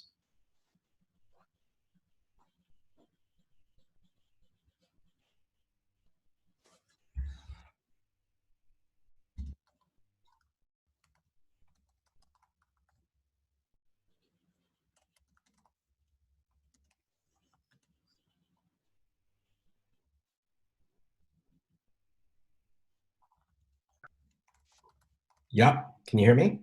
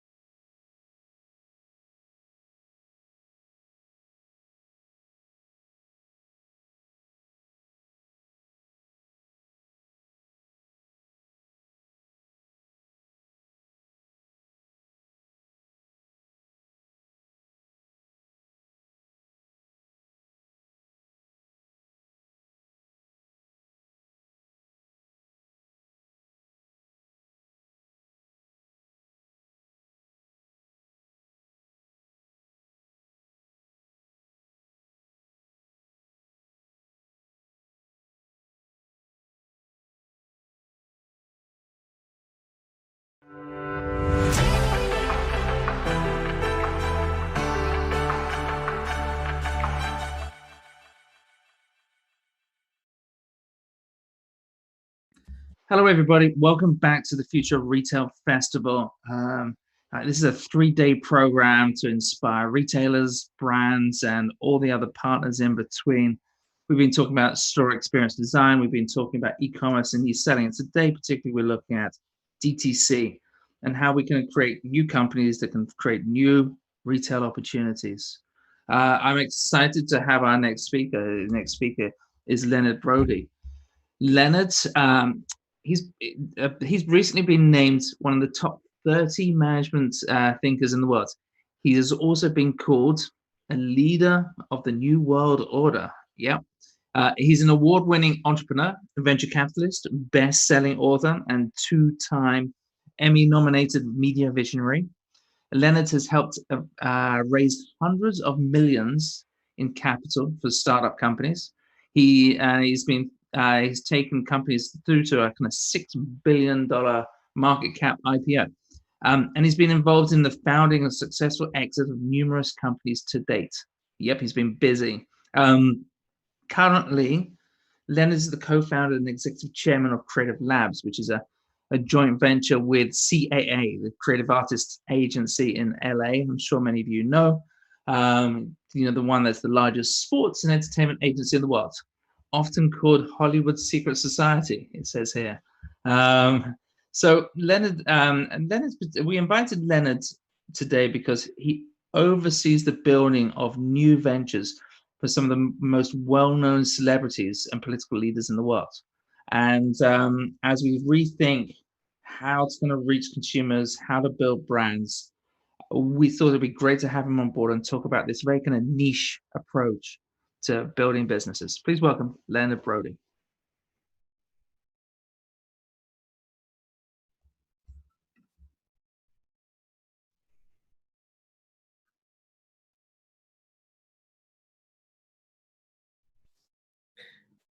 Pierce, thanks so much for having me.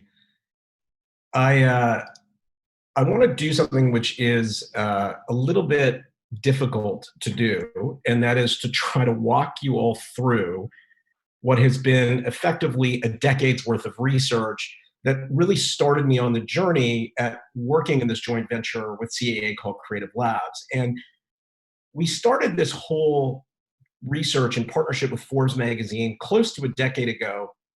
And it was really focused on one subject matter, which was it felt like for a very long time that there was something very different in the air, that the notion of innovation and change, while was very clear, had been a part of our lives for 20, 30 years, something was very unique about what we were going through. And it was that sort of focused on this path to answer a very different and specific question, which was, is this any different? Is what we are living through in the last decade any different than what we have gone through before as a stage of technological advancement, innovation, and retail? And it turns out that it is quite different. And in fact, you can pinpoint that difference to a moment in time. And when you think about that moment in time, it goes back to 2007, when we see the rise of the iPhone and we see the rise of the beginning of a 12-month decline into one of the worst recessions effectively in the history of our world, and certainly modernity. And we put ourselves in these positions where we are consistently rewriting the planet on a regular basis. And the best way to think about that is as a reset of the operating system of our world. And anything short of that, to think of it as a reset of the operating system, would be to really not grasp the massive societal and behavioral changes that are going on around us at such large scale. Because if you think about it in just the context of innovation, innovation is typically restricted to things like business models and technological advance, which miss some of the larger social human behavioral causation that's going on around us. We view it as a giant reset of our OS that happens on a consistent basis. Now, the one thing I do want to do is give you a little bit of my own bias before I start getting into this and tell you a bit more about what I do. And as Pierce mentioned, I run a joint venture that was set up with Creative Artists Agency 3 years ago, in effect to start to build new ventures at scale for celebrities in the direct download market and direct to consumer market. And this is an example of one of the products we've recently launched, which we're super proud of, which is Carrie Underwood's Fit 5.2, a workout product that's done incredibly well for us during this difficult time. But I would say, when you think about this concept of rewriting the planet, it's not really just a theory that we worked on, and it's not just a set of research. It's effectively what I do every day in partnership with CAA, which is take a look at an industry that's been around for a very long time and traditionally has sold and operated in particular ways, often with intermediaries in between its channels, And now we have this incredible opportunity to build and sell direct. And that, the concept of the rewrite, while it was very much a part of our general research, it's not really just theory as terms of what I do, it's literally what I do every day. Another part of my life which colors my view on this is I'm one of the two owners of a professional soccer team in England called Coventry City. This was a big year for us as we were promoted, but it also colors my view on how I see talent and using individual direct talent in the world of speaking to consumers. So what I want to try to do in the half an hour or so we have together is really three things. I want to, one, walk you through this rewrite and give you a bit of a framework so that we can all look at these changes from a researched framework that goes back over a decade, but really looks back over the last 3 centuries. Secondly, I want to talk to you a little bit about celebrities and direct-to-consumer and this evolution of the model of how we use personality and talent to build meaningful product. And lastly, I want to get into a bit of the how, which are the strategy and tactics about how we do this and how this looks different than it did even 2 years ago. So when you're looking at these rewrites, it's very difficult to say in any concrete way that you are living through a rewrite or a reset of the planet. And although it's a bit oversimplified, generally what we're looking for is, roughly speaking, a 35% shift in consumer and communications behavior spread out over the course of most of the global population.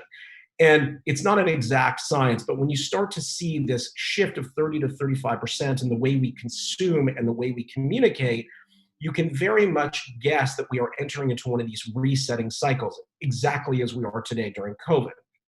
Now, this is not the first time this has happened. In fact, we are in a very clear stage of this occurring. And if you go back to 1750 and count backwards, you will see that the world is fundamentally the same. It almost didn't change for 6,000 years. If you look at all of the things that we would hold as measurements of growth and value in a civilization, things like life expectancy, people living in poverty, the percentage of people living in democratic institutions, all of that was fundamentally stagnated for almost 6,000 years until you hit the Industrial Revolution. And in around 1750, we began a process over the last 300 years, three centuries, where we are consistently entering a cycle where we are resetting the operating system of our planet. It happens quite frequently and quite regularly.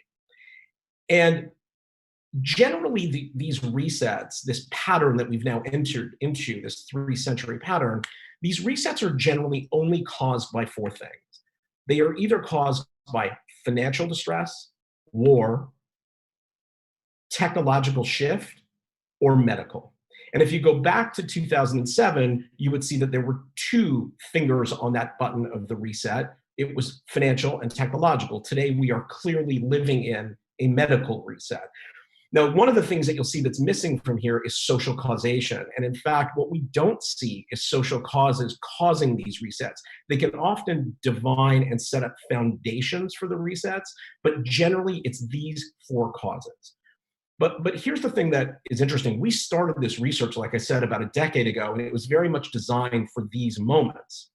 And if you look at these moments, the thing that I would encourage everyone to remember is that these resets are definable, repetitive, and predictable patterns. You can almost always see the pattern in which these things occur. There are very clear stages. And typically, it is unusual historically to not see this pattern repeat itself. So while we have the tendency living in this COVID world to think this is unique and unprecedented, and if you only had a buck for any time anyone said the word unprecedented, you'd be wealthy. The truth is that while there are elements of this that are unprecedented, the pattern itself is not. And it is actually quite repetitive and predictable. And the companies that end up surviving, regardless of who they sell to, are the ones that are good at being on the right side of that pattern. And generally, the way the pattern works is once you've got a finger sitting on the reset button, so whether that is war, technology, finance, medical, when you've got that finger sitting on the reset button, once that finger comes off, the causation of that reset, there are generally 2 stages and very clear stages after. The first is a devaluation period, which looks like a recession or a depression, and generally over the last 3 centuries, that has lasted between 9 and 18 months, generally speaking. Sometimes a little longer, sometimes a little shorter. But it is immediately followed by a growth cycle, anywhere from 3 to 12 years. And typically over the last 100 years, the growth cycle that we enter into is typically larger and longer than the one that was previous.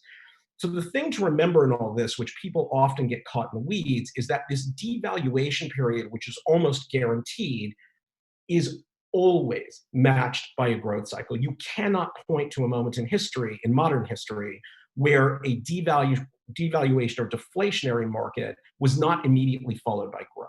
And so now you have to start thinking about when that growth cycle occurs and how you sit on the right side of it.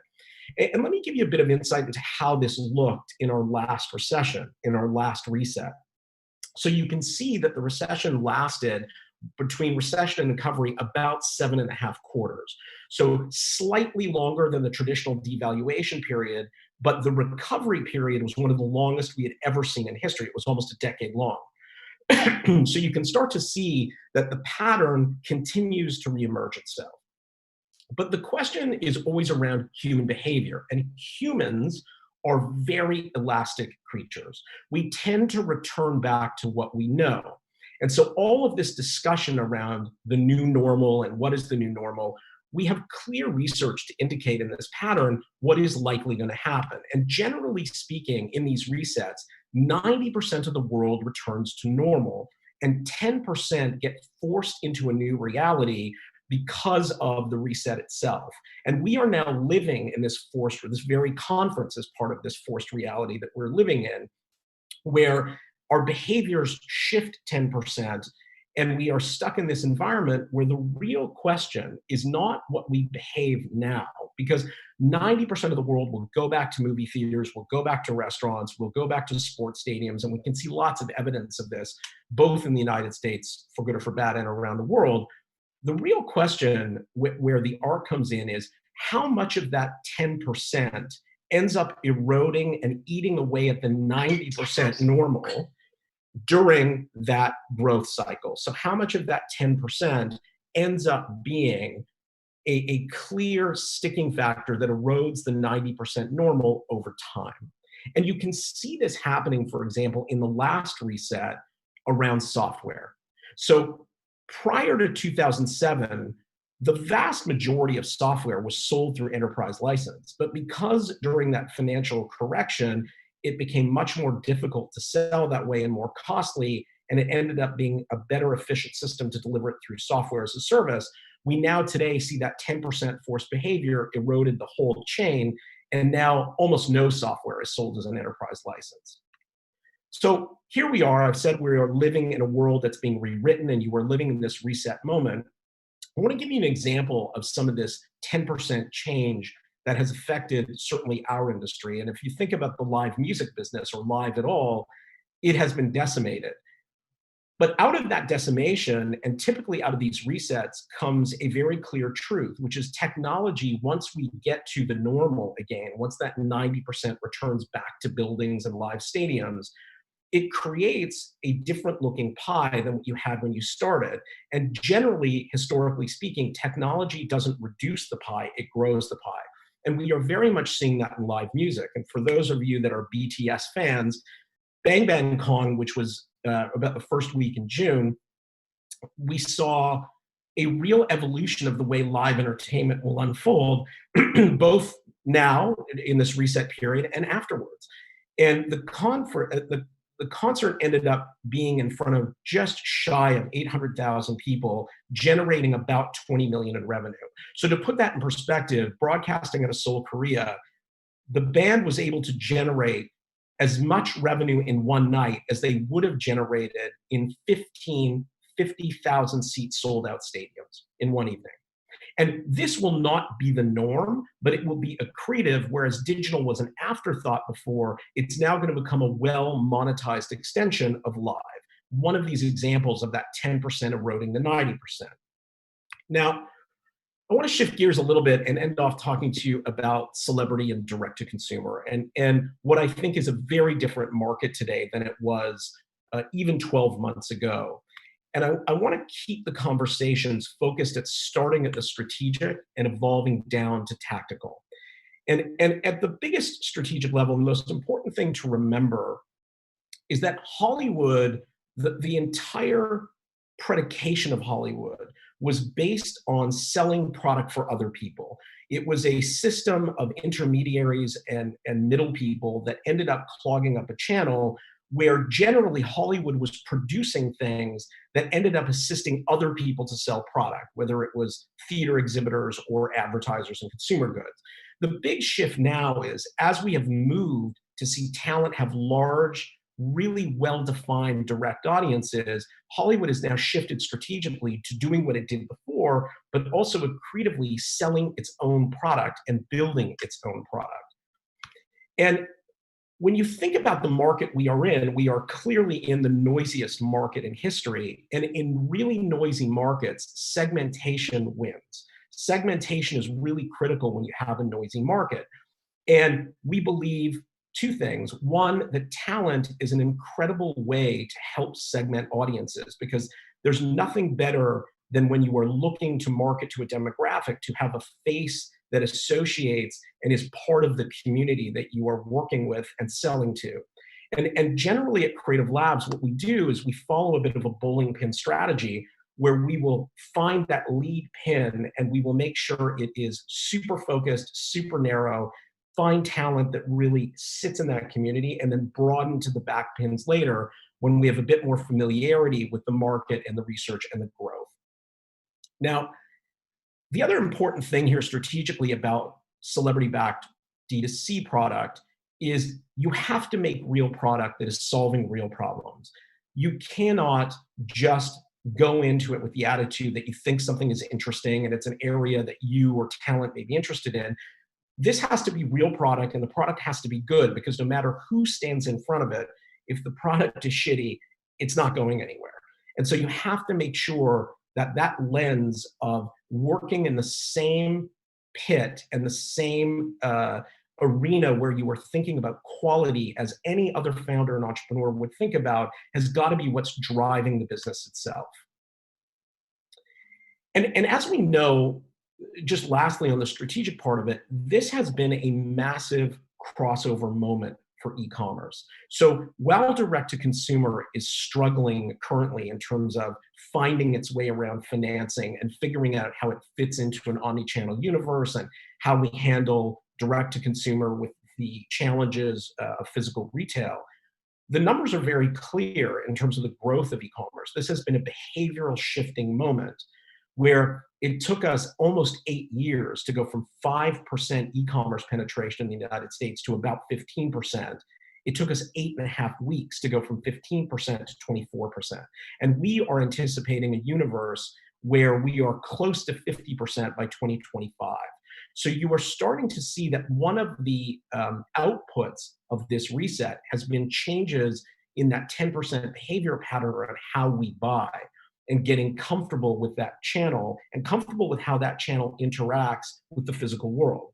So this has been a monumental moment in terms of the maturation of e-commerce and how people see it and engage with it. Let me shift to the tactical piece for a little bit. The one thing that I think is really important to understand is that you are entering into a celebrity world that is far more sophisticated on its execution in the last 24 months alone. The number of conversations, we've been doing this for about 3 years, and at the beginning of this, the amount of conversations just in the last 18 to 24 months where talent is incredibly focused on building companies and building brands, and the sophistication level of that understanding is so much better than it was. It is an incredibly different change in that shorter period of time. So this is not the old world where you are thinking purely of endorsements. What we do are not endorsements. In fact, it is in many respects the antithesis of an endorsement, because the core difference is the talent and celebrity is founding these companies together with us. They are building these brands. They are often playing the role of product design. And in many of these companies, they will go from product design to creative, to working with customers, to a very important sales function, especially if you sell into traditional retail. Having talent going to buyers' meetings is an incredibly valuable thing. And so this is the polar opposite of endorsements. This is about getting in the weeds and really understanding the product and taking the role of that design and co-founder position, which is really what we do.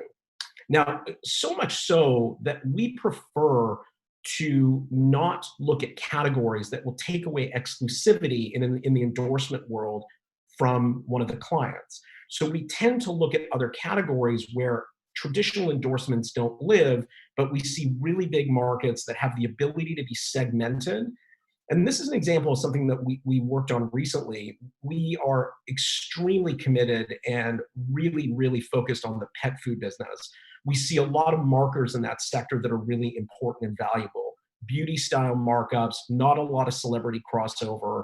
The celebrity crossover that's been in that market has been incredibly successful thus far. And it's a beautiful segmentation audience because today pet food is traditionally sold as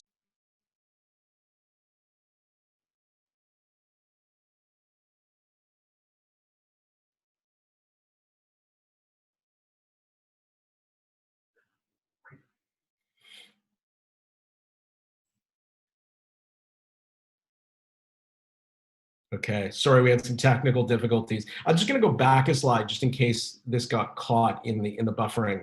What I was saying earlier was that it seems very obvious that celebrity is a great way to market a business and to bring your cost of acquisition down. But in fact, our cycle looks a little bit different, but it has some of the same elements as every other direct-to-consumer brand. And we generally come out of the gate with a big earned cycle, which drives a lot of customer acquisition and gives us enough data to understand how we move into paid. But generally speaking, we are no different than any other direct-to-consumer business in that we need paid for customer acquisition. But generally, we have these earned bumps that come in and out that a traditional D2C company wouldn't have. But that first earned bump is really important because that's where we establish the narrative and the brand connection with the customer in a way that I think is a superpower compared to other direct-to-consumer businesses. So I want to shift just gears lastly to really how we do this. And when you think about our job, it's really to cast talent into this unique brand halo that they have. And I would say 60 to 70% of what we do is we generate the market. We look at the market, we analyze it, we use data, and we start to work very carefully around pockets of this white space that we think are interesting. And then we often cast talent into those roles. And about 30% of the time, talent delivers ideas to us. So it's a two-way channel. But a good chunk of it is actually casting talent into these roles based on deep research and understanding this brand halo. And the brand halo really starts with the interests and passions of the talent themselves. What do they care about? What are they interested in? And the intersection between their audience's interests. Because you have to make sure that there is that deep connection. And in our partnership with CAA, we have incredible analytics that we work on that was built by the CAA Intel group to look and deconstruct the audience to make sure that the interest of the talent and the interest of the audience are aligned. And the last piece of that halo is really about the market opportunity. It is just about focusing on, if you don't have a clear reason to sell and you don't have enough of a niche market that allows you the beachhead to get in other than trying to shoot with a shotgun, as I mentioned earlier, we take a bowling pin approach where we focus on that first bowling pin, where we look at a very specific demographic that we can segment out and grow backwards into the back pins. If that opportunity isn't there, it doesn't matter how much the audience is interested or the talent is interested. There has to be clear business realities.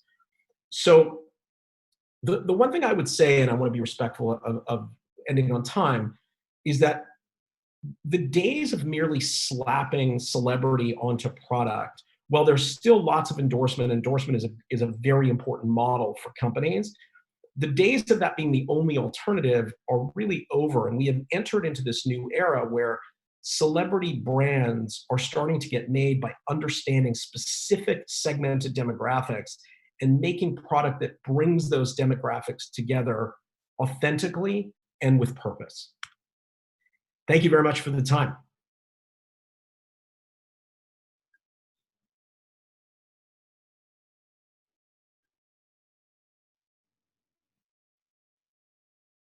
No, I'm good.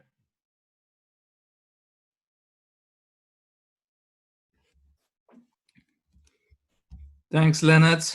Appreciate that. Was wonderful. That we were chit-chatting in the audience whilst we went, and it was great to kind of hear everyone's reaction and how engaged they were, and it was what a great narrative it was around just helping us think about this moment and the context of this moment, and then thinking about how we can apply that with ideas that you're developing. So appreciate it.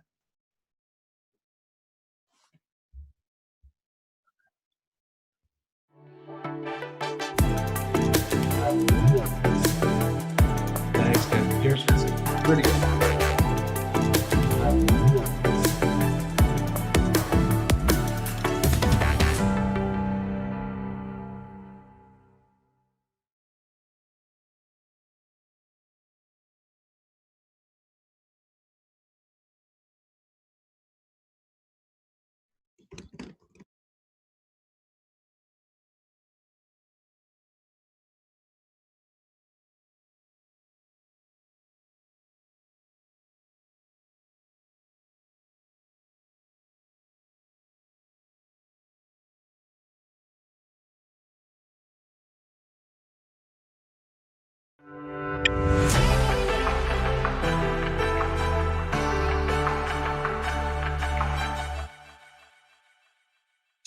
Hi there. So thanks so much, Leonard, for all that great thinking in the last session. I'm very excited to introduce our next speakers, Ricky Engelberg and Rachel Bogan. We're going to be hearing them talk about how to achieve speed to market for new digital products. Most companies are accustomed to thinking digital transformation in terms of 2 and 3 year plans, but in the current economic environment, that's simply unrealistic. Transformation means actually putting new products into the market now to meet consumer needs and to drive revenue. In just 2 weeks, Vistaprint overhauled its supply chain and launched a line of reusable masks for both adults and children, with a slick new e-commerce platform to quickly help people protect themselves and each other. In addition, 10% of the proceeds go to helping small businesses impacted by COVID-19. Needless to say, I encourage you to go over to the Vistaprint site and order some masks. So in this session, as mentioned, we're going to hear from Vistaprint CMO Ricky Engelberg, and from Rachel Bognan, who runs product management and is a partner at Work & Co., Vistaprint's digital product partner. They're going to be discussing what it took to ship a new e-commerce site in less than 3 weeks. They'll also share learnings about building consensus rapidly amongst senior leaders and how to use real-time collaboration tools ranging from Figma to Slack to help close feedback loops and to get to launch fast.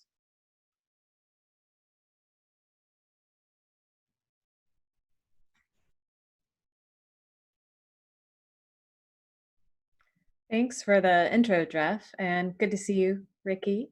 Great to see you as well, Rachel. Yeah, I thought we could start at the beginning for everyone and talk a little bit about the moment that Vistaprint decided to pivot. I know you guys pivoted really early on.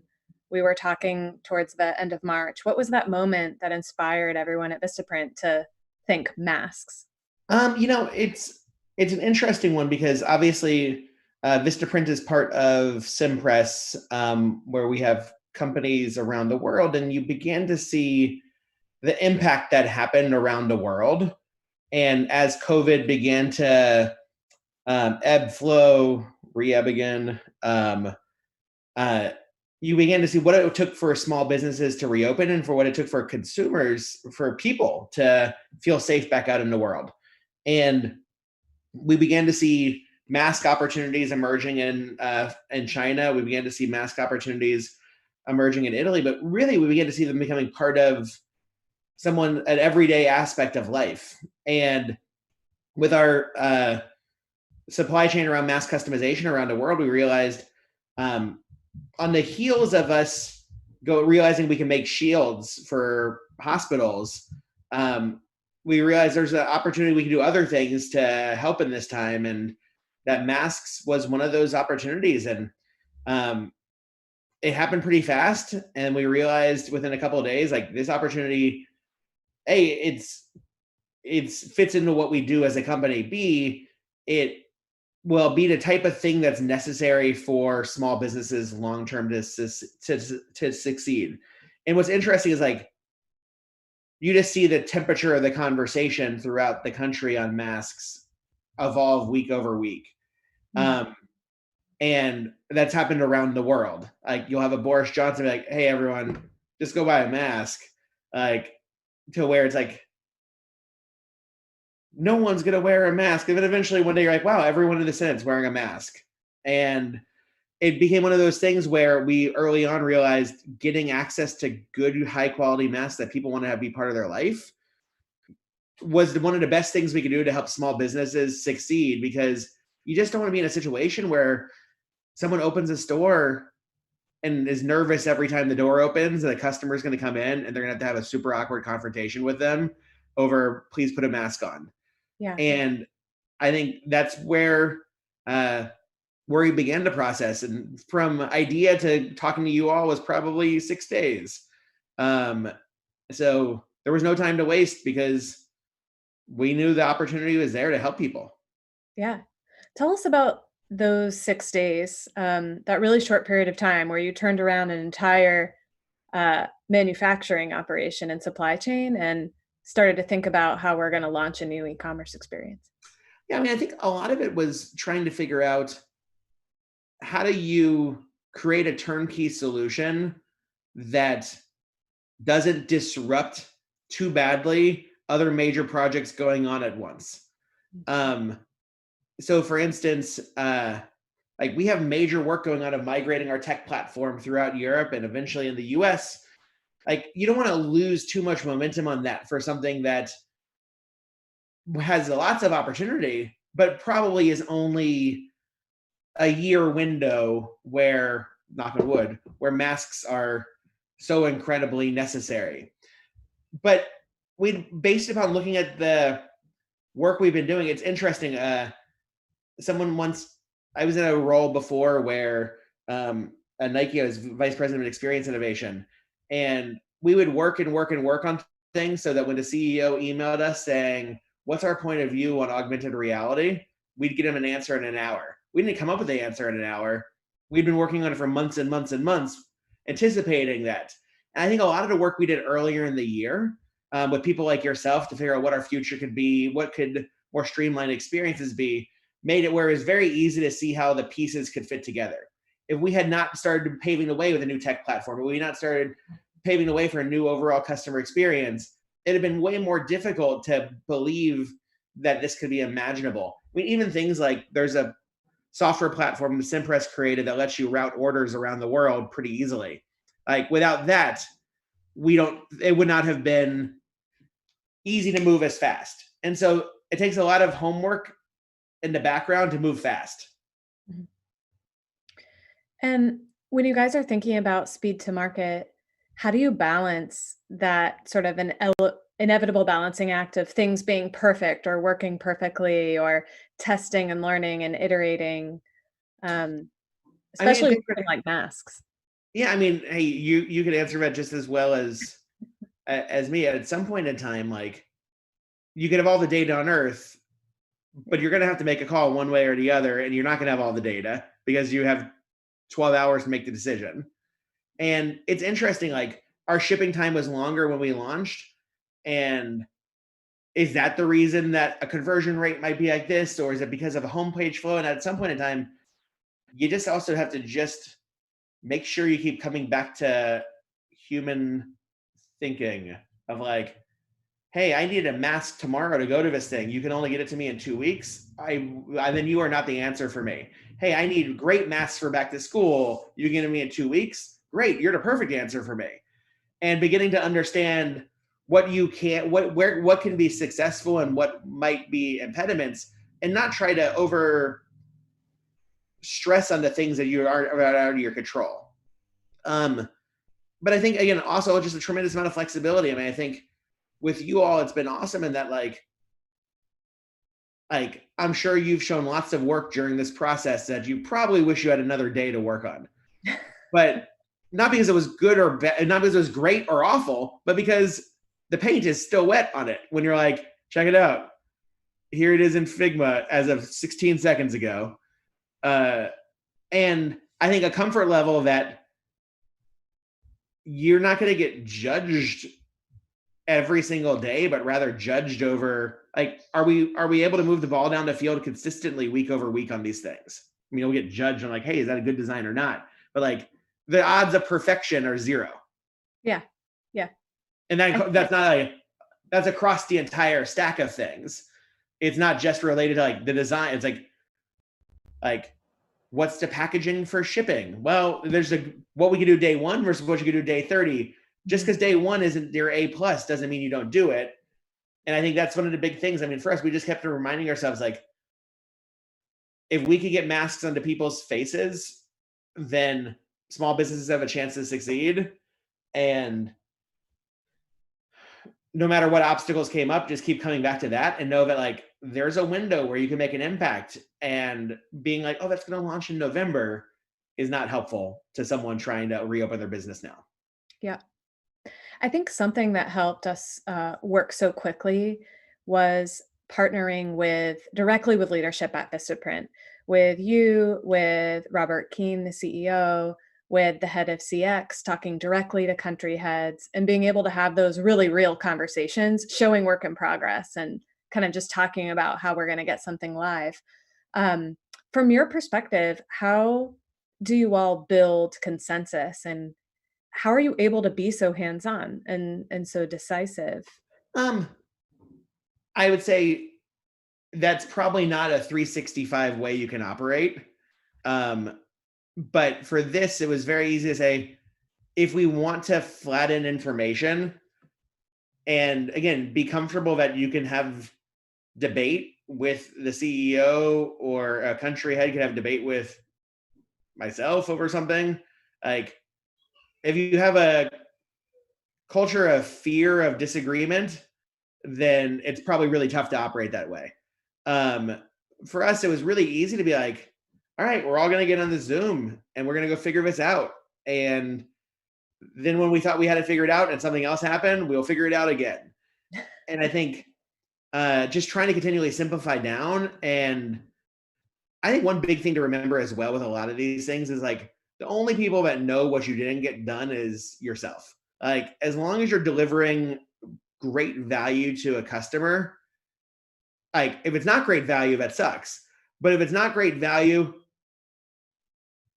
if it's not great value, it's awful. But if it's great value and it's just missing 2 things that you really wish were in there, but the customer never knows, like, keep on moving. And I think that's one of the things that has been important to move fast is don't end up married to things that maybe don't matter as much as you think they did. And again, that when you think about the tree rings of a project, like, make amazing masks and sell them to a customer as quickly as get to arrive as quick as you can.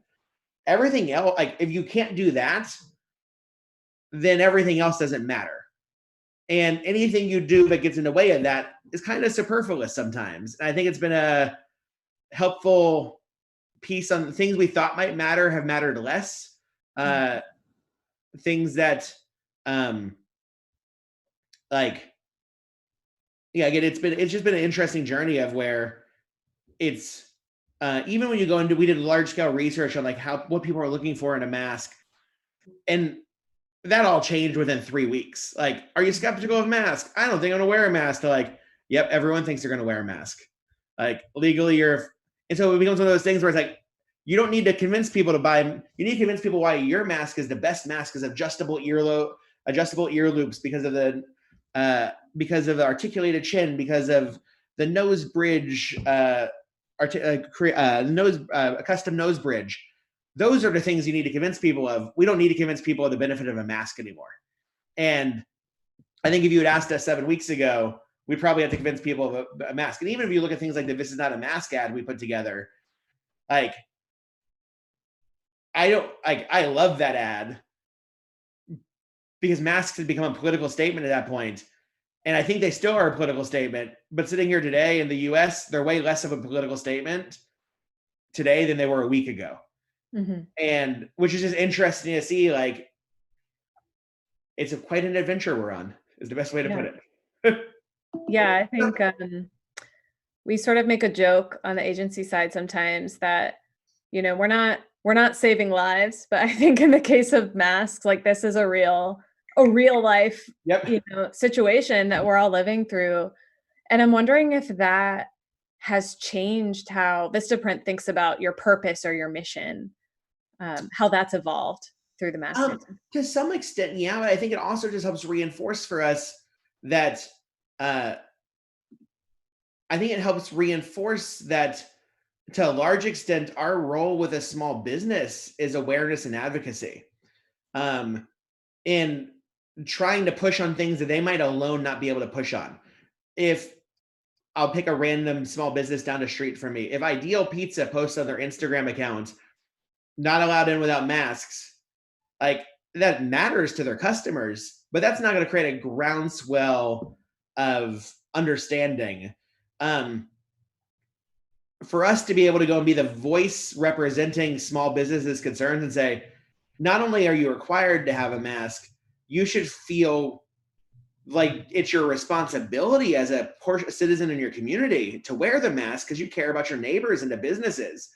And I think making sure that we reinforce and understand that, like, we are not just a vendor to small businesses. We have to be a partner to small businesses that's helping push forward the relationships, that's helping us push forward their relationship and place in the world. When you think of what COVID happened, we could have easily sat back and been like, hey, our role is to be a printer for people, but really our role was to help small businesses figure out how to survive and share information in real time as much as we could. And I think that carries forward in pretty major ways. I think we've had such an amazing opportunity to work with so many small businesses over the years, and just millions and millions and millions around the world each year. And I think we, at our best, we should feel like they're like third employee.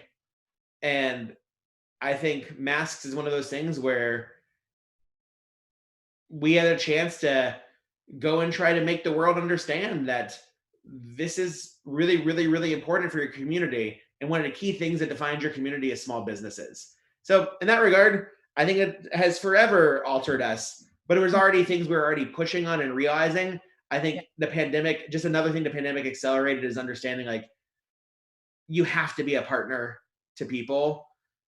Otherwise, what are you doing this for? Yeah. Yeah.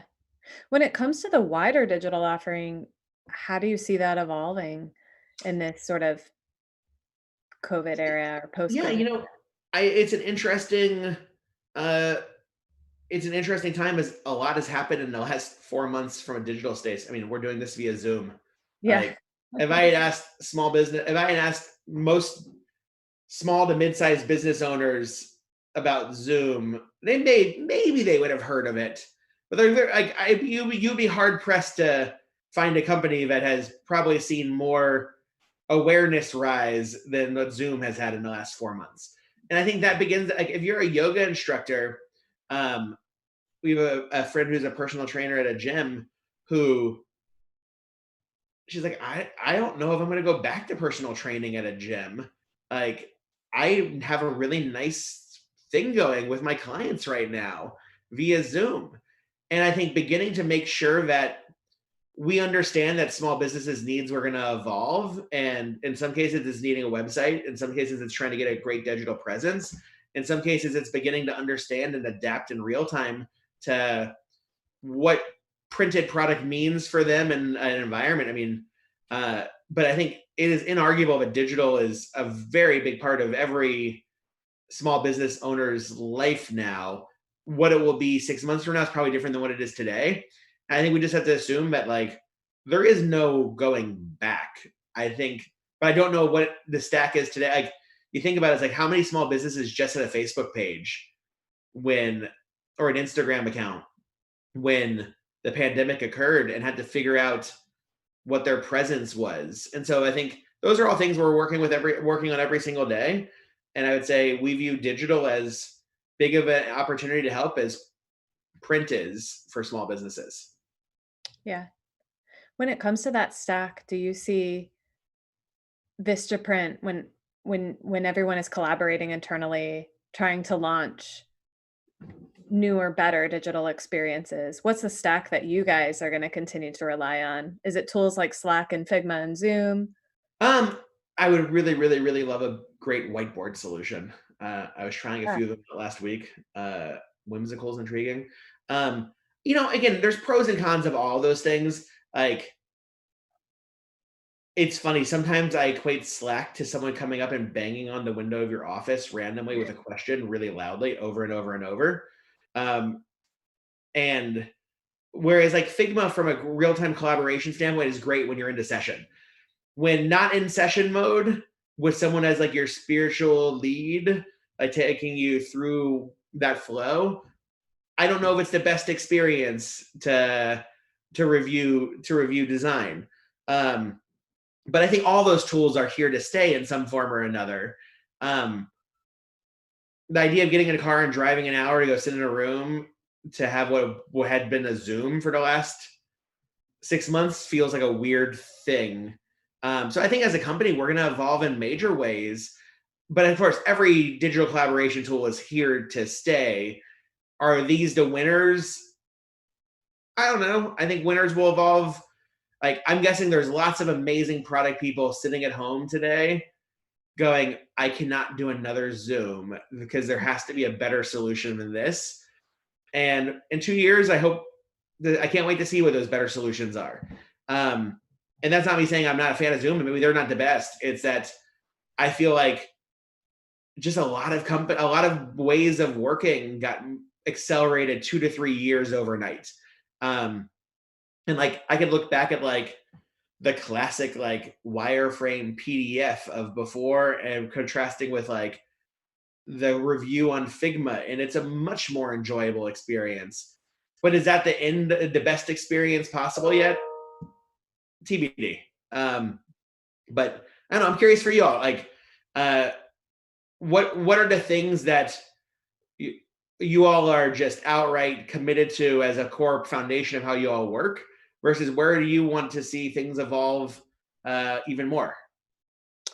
Yeah, I think what's really interesting, I was thinking about the masks experience and how quickly we were able to spin it up together. And I do think that if we had to be in a room together so closely for that period of time, I actually think we would have moved slower. I think the ability to hop on a Zoom, to talk, and just to like be real, like we were all talking as the world was falling apart, right? And I think we were able to arrive at really good solutions and talk through tough things a lot quicker.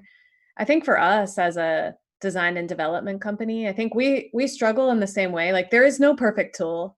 It's hard to explain something digitally when it's a flat comp or unless it's built and you can tap around. So I think we're always experimenting with different tools to try to tell that story, whether it's InVision or Principal or Framer or just our developers whipping something up or other types of prototyping tools. So I think there's still a lot of power in prototyping. But I think it will be really interesting to see. I think what I'm very curious about is when we do return to a world where not everyone is on Zoom, when we can be in person again, will the work be more innovative? Will we arrive at bigger, better solutions? Is there some sort of combination that happens where, you can kind of amp up your productivity by meeting in person, but still kind of work a little bit remotely? Yeah. I think that'll be really like it better be worth it to get together. Right. Yeah, totally. Yeah, exactly. I'm getting on this airplane to fly to New York to meet with you all. To be like, we could have this via Zoom. Yeah. If it's in New York, I'd love it. I'd fly there tomorrow if I could. But I know we have about 5 minutes left, but I'm wondering, as you're kind of thinking about everyone in the audience and any sort of tips or best practices that you would you would want to leave for folks? Like, what are those when we're launching the future of retail, these really innovative experiences? What are the tips or best practices that you would offer to help brand these live? You know, what's interesting, as I kind of look back at like my time at Nike, I was so focused on innovation. Like, I think that the word fail gets used quite often, but like the ability, really trying to understand the language you're using. Like, is this a prototype or is this a pilot? Like, in my mind, a prototype, like I could show a prototype in a conference room and someone's like, oh, that's amazing. You can take that prototype and put it in one store, but if the technology is not ready to go scale to 100 stores, it's not really a pilot. Like, a pilot, you should be able to go and order more of it and have it like go into production. And I think sometimes like getting people to understand like what is this test actually learning for us, just an expectation setting, and realizing that like sometimes the things you think are hard are easy, and the things that you think will be easy are actually going to be hard. Is just an important thing to remember, and that there's also a really good chance that you're just too early. And I think that's one of those things where I was using there's some products just over the years, like in 2012, we put out smart shoes and it was too early by 6 years minimum. And like the engineering was a marvel, but people just weren't ready for it. And that's okay. Like, but did it mean that the thing was a failure? I mean, in the short term, sure. But in the long term, the learnings that were taken from it completely and totally evolved multiple years of a roadmap. Now, easy to say when you're a multi-billion-dollar company, you could afford some failure. But I think trying to figure out, like, if you are a smaller company and you like understand what your exit ramps are on things you're testing, like how do you make sure you don't end up in a place where you are married to something that you don't know if it's actually going to work or not, but instead test and be like, hey, it's a test for holiday. It's going to work like this. And if it doesn't work, we're going to exit it and we're going to be okay. And we'll get the learnings from it. And I think it's just something that I would say in this time, who knows what the future of physical retail is and hybrid and digital and physical together, but you're gonna have to crack a lot of eggs on the way to figure it out. So making sure that you understand the language of what you're trying and how to smoothly exit those things if they're sick, how to exit if they're unsuccessful and expand if they are successful and get the learnings either way is so critical. Yeah, I think that's a really great tip. Like you just can't be too emotionally tied. Yeah, and also you just can't assume that everything's going to work. Like, there's nothing worse than being like, we've launched a new member program. It did not work. Oh my God, we have to pull back our entire member program we launched 2 months ago. There was a company, I won't name names, that launched their subscription service and realized like 2 days in, it was incredibly confusing for every customer what the name of the program was. And you're like, that seemed like something that could have got caught beforehand. But you want to make sure that, you just want to make sure you have natural exits when it makes sense. Yeah. Well, thanks so much, Ricky. Oh, Rachel, awesome to talk to you as always. Awesome. Yeah, I'm sure we'll talk. Thanks for having us. Yeah, I'll talk to you in like an hour, I'm sure. Yeah. Thanks, everybody. Have a great one.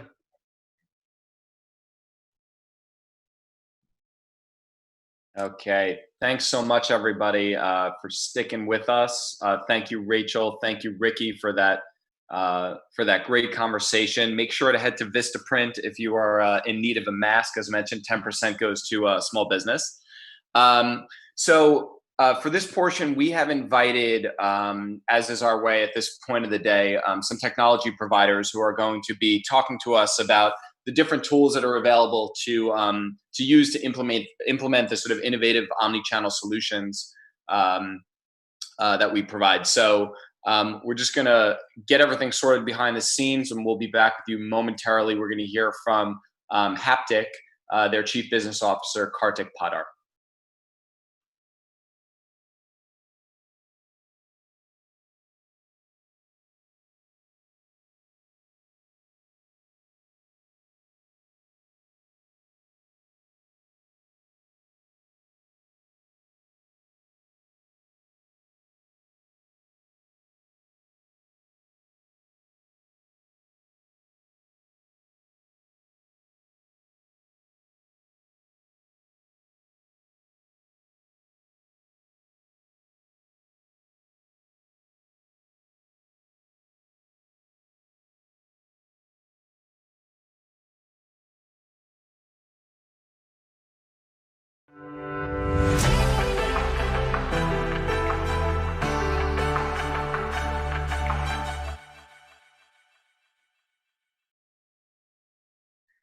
Okay, so now we are going to be discussing how conversational AI can transform the shopping experience.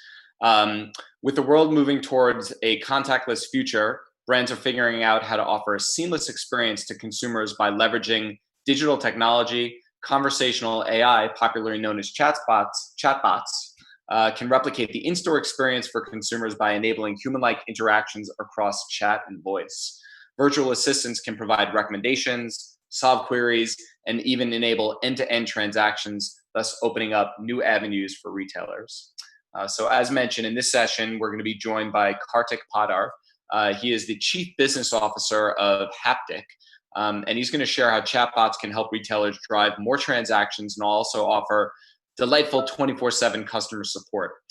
This session will focus on the emerging trend of multi-channel conversational commerce and also share a few case studies of brands leveraging chatbots to offer great customer service. As ever, if you have any questions, please feel free to drop them into the chat in YouTube, and I will make sure to get them to Kartik.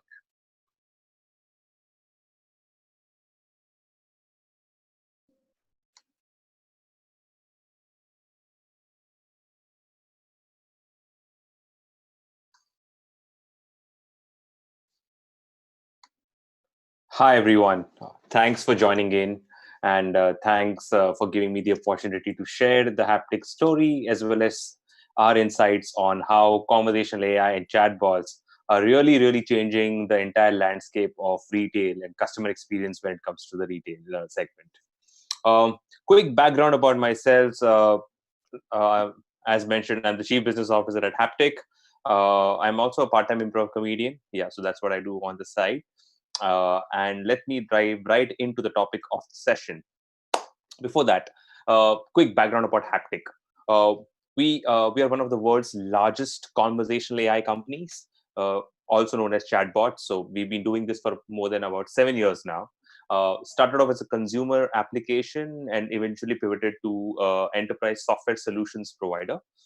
In our 6 years in our 6-year journey, we've processed close to about 3 billion chats till date. And just last year, we raised a strategic investment from Reliance Industries, a $100 million round. You would have read about them in the news recently, where they raised close to about $12 billion from the likes of Silver Lake Partners, Facebook, and multiple investors. The logos that you see on the slide are some of the customers we work with. And just recently, we also won the COGX Award, for People's Choice Award, for the innovation we did for the coronavirus bot for the government of India. Cool. So shifting gears a bit, focusing on retail, right? If you look at the segment as a retailer, what are the top things a retailer or a brand really cares about, right? You can distill that into these 3 points, which you see on your slide right now. First one being, hey, how can I provide a really awesome experience, shopping experience to my users?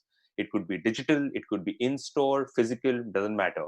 But a retailer really obsesses about providing great experience to their customers, which then obviously translates to a lot more sales, loyalty, and revenue, the golden metric which all retailers care about.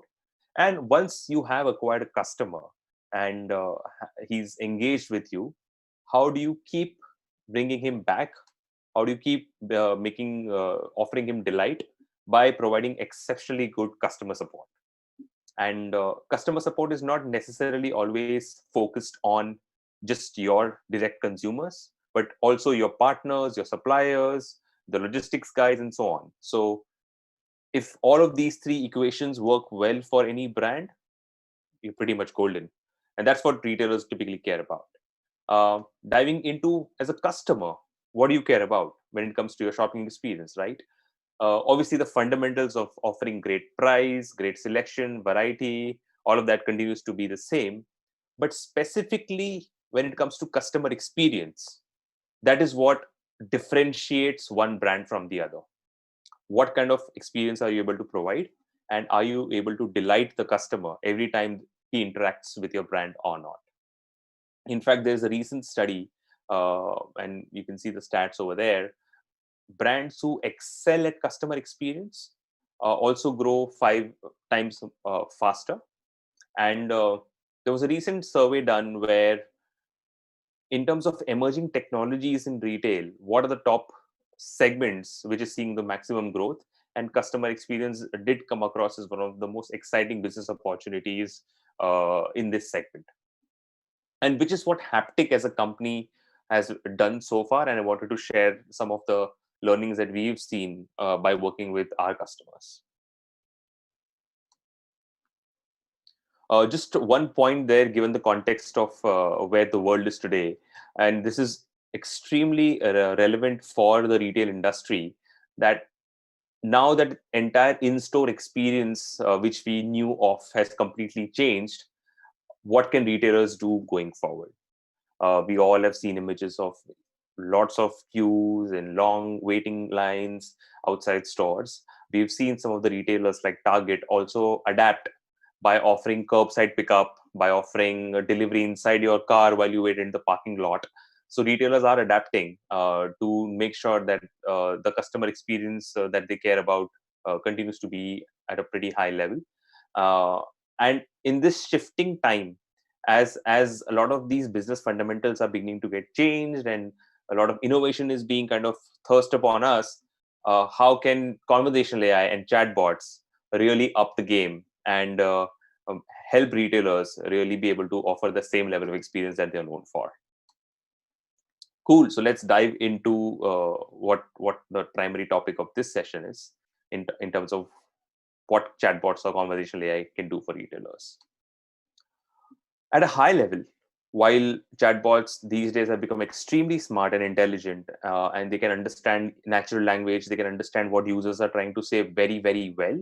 Specific to retail, there are primary two use cases which we have seen which work really well.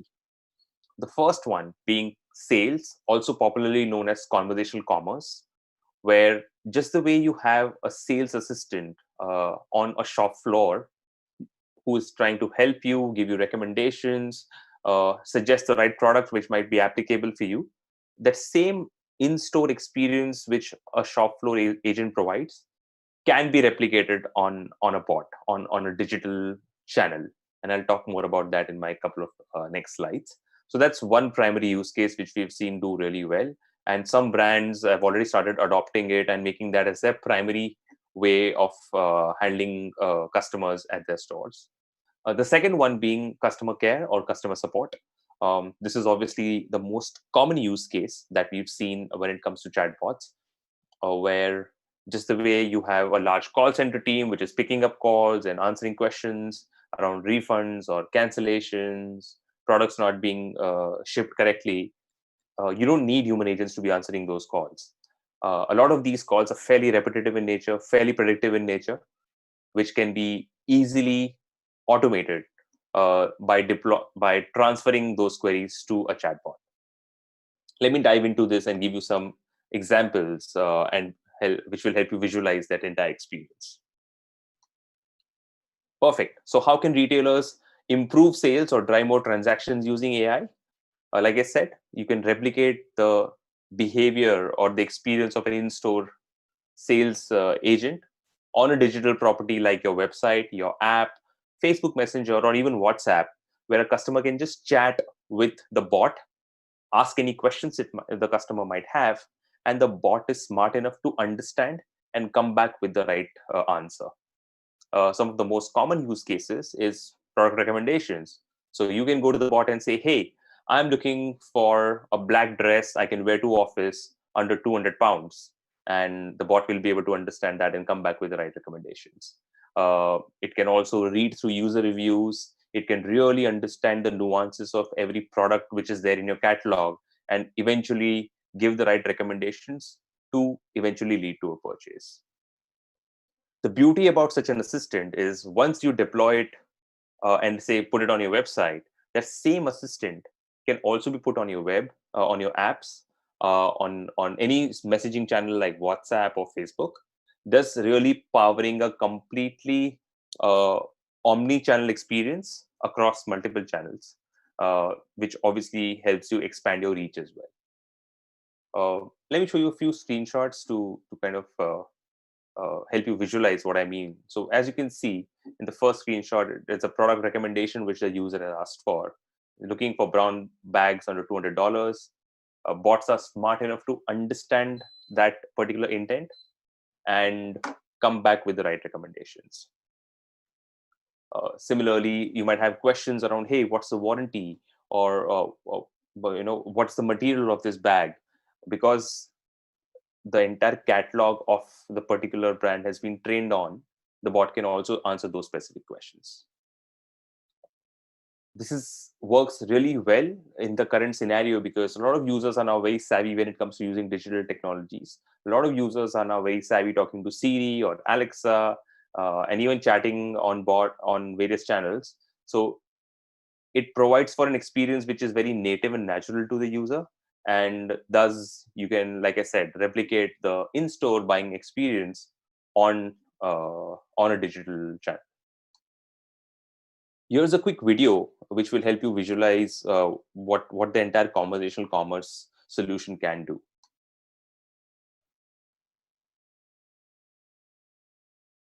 So some background, this is for a shoe brand, and just the way you would go through a shoe buying journey, that's what's replicated on this particular bot.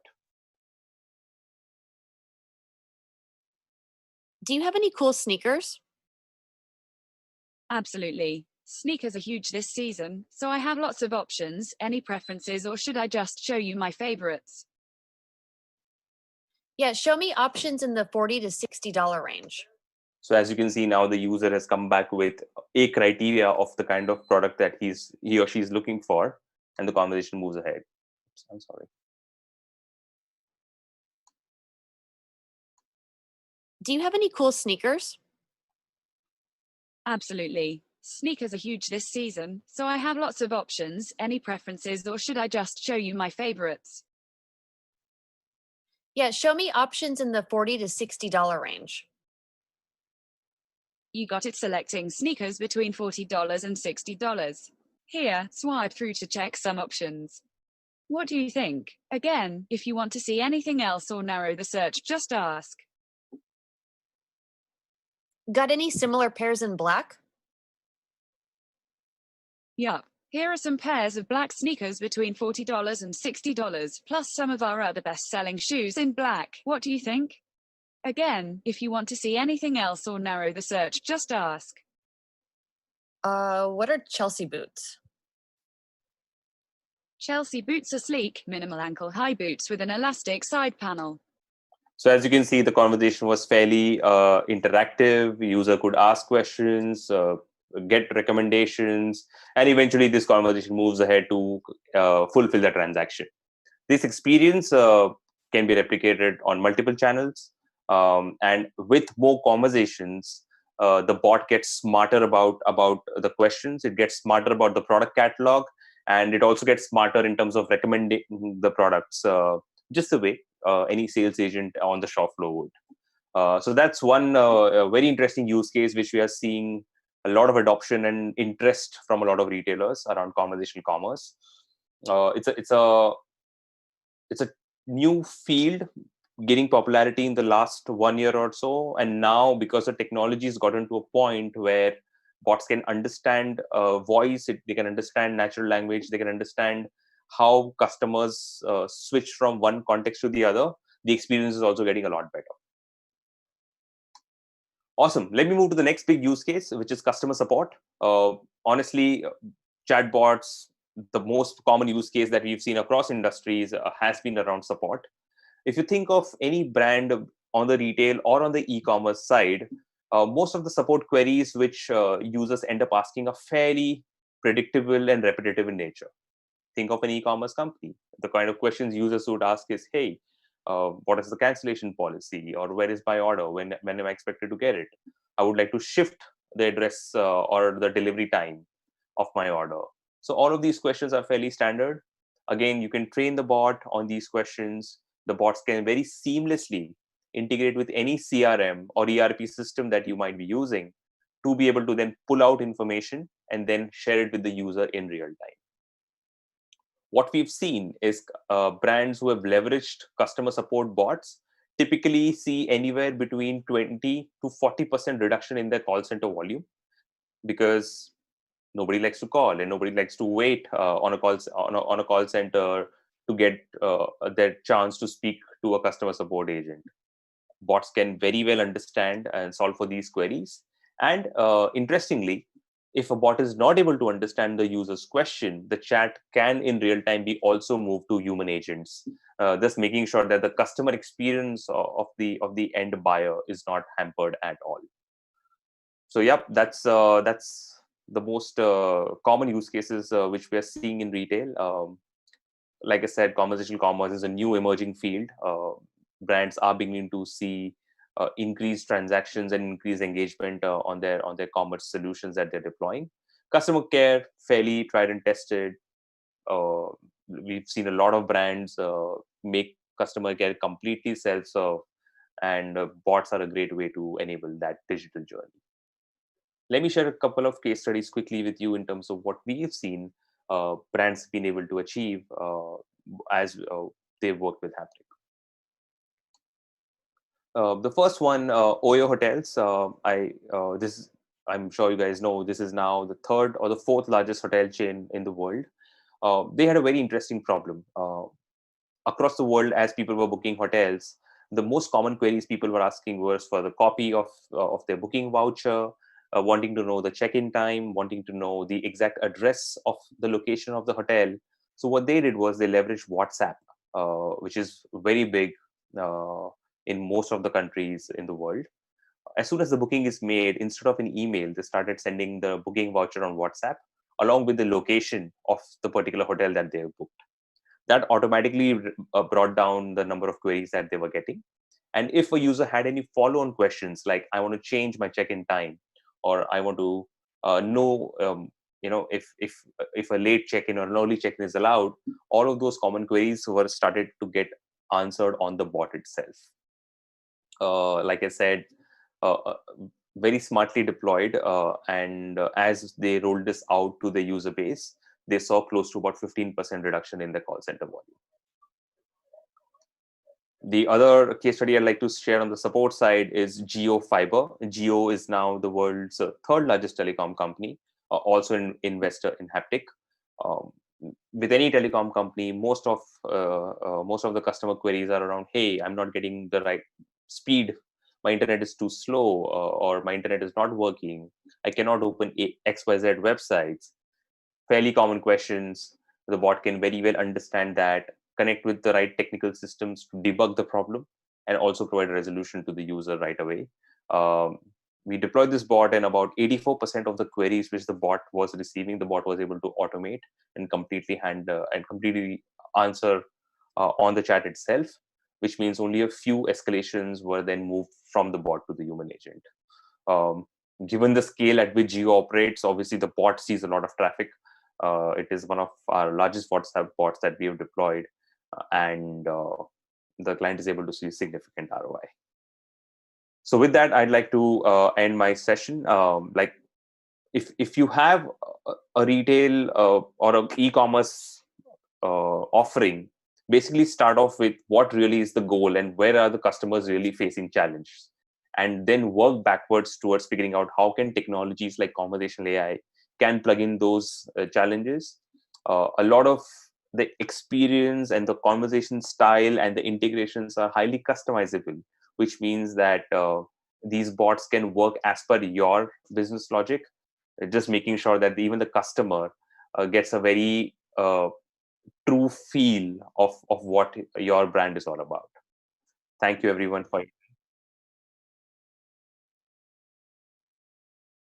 Sure, I think we have a couple of minutes, so I'll take that.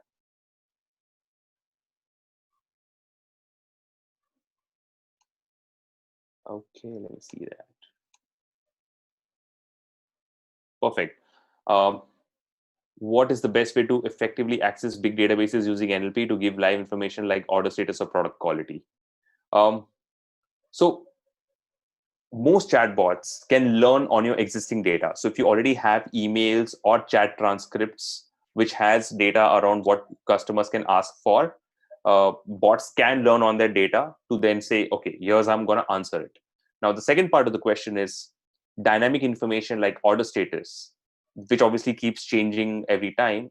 bots integrate with any CRM or ERP systems that you might be using. So if someone says, where's my order, the bot will say, please give me your order ID.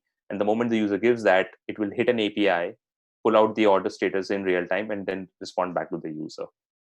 So that's how you can give dynamic information.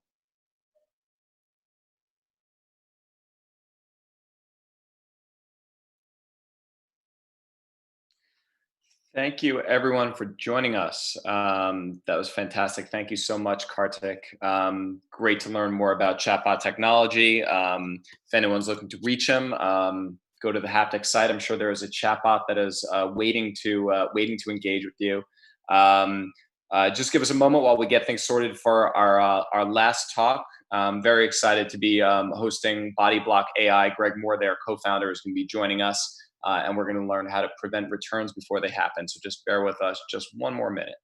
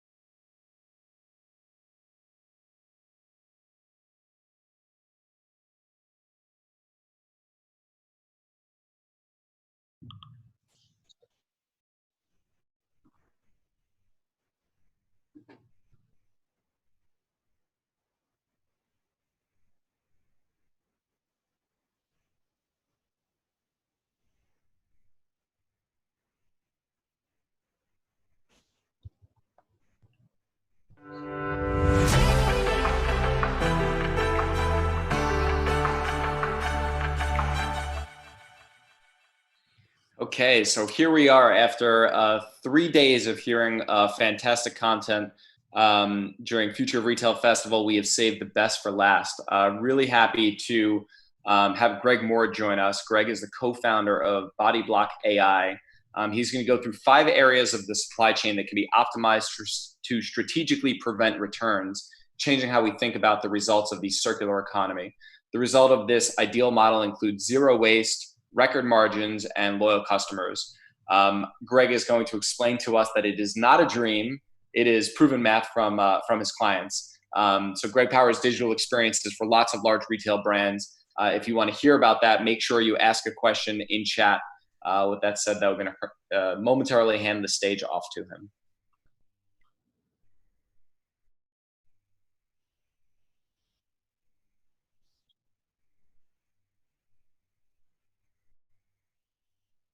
Awesome. Hello, everybody. I hope you're having a great day just before we break for the 4th of July holiday. So again, as Jeff and the PSFK team mentioned, my name is Greg Moore. I'm the CEO and co-founder of Body Block AI. And we're going to talk today about something that's pretty unique.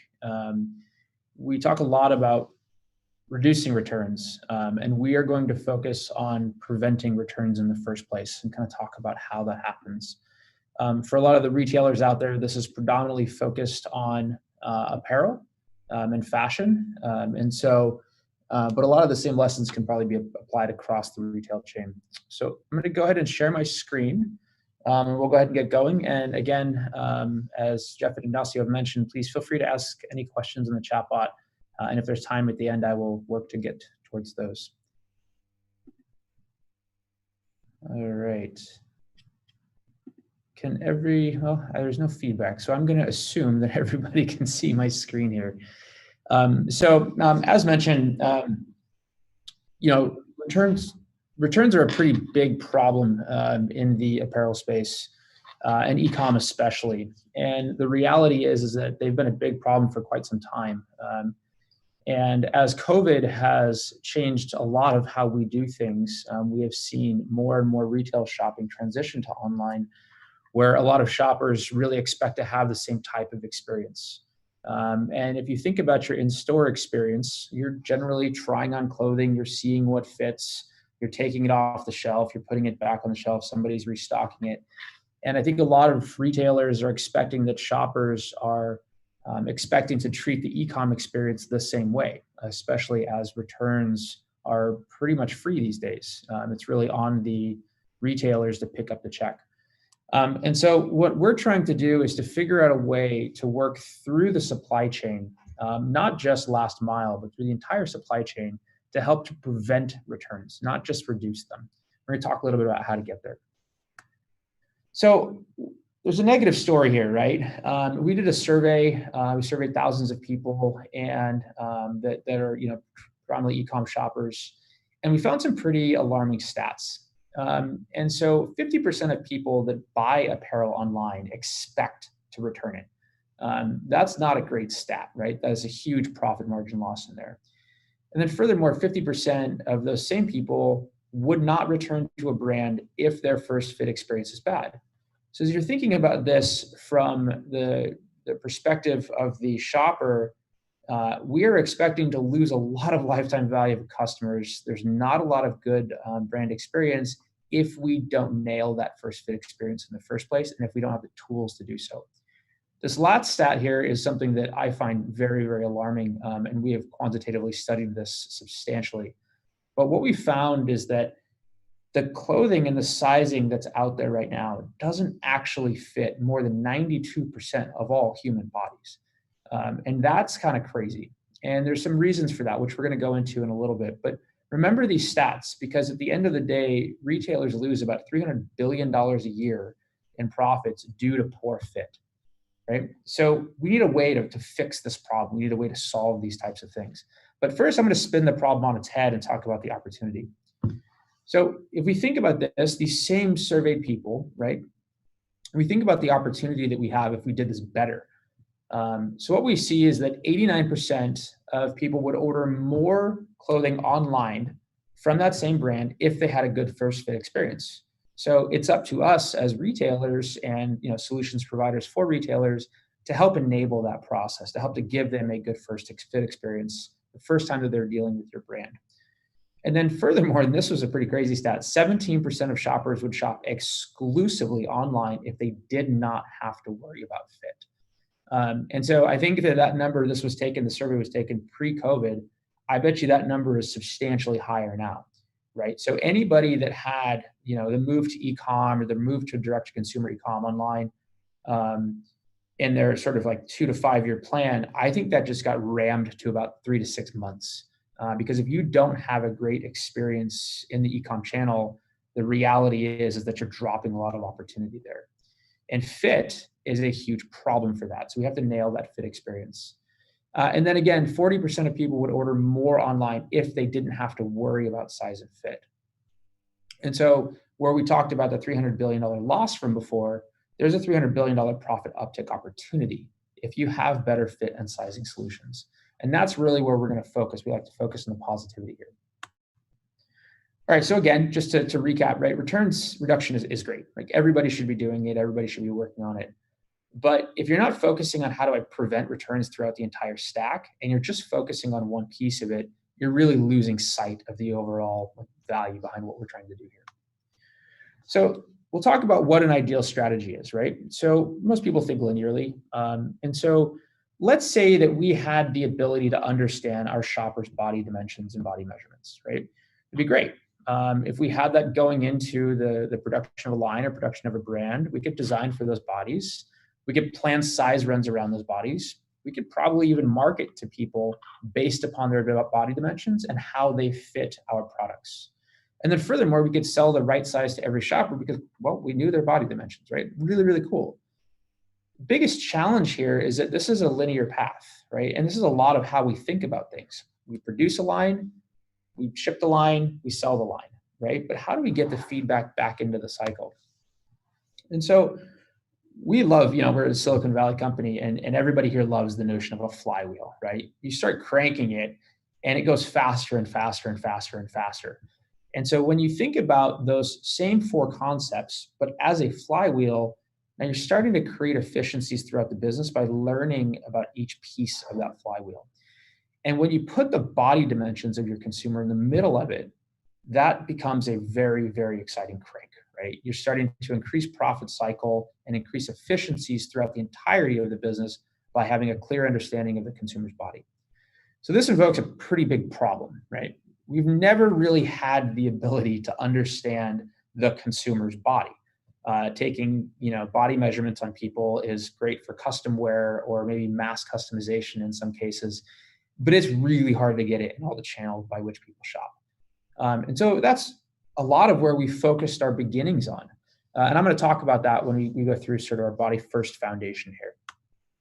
So in order to solve these problems, we at BodyBlock realized that we had to have a very amazing and clear understanding of the human body. And so what we did first, and this is a bit nascent, but we developed a body scanner, and our whole goal initially was to scan every human body on the face of the earth, right?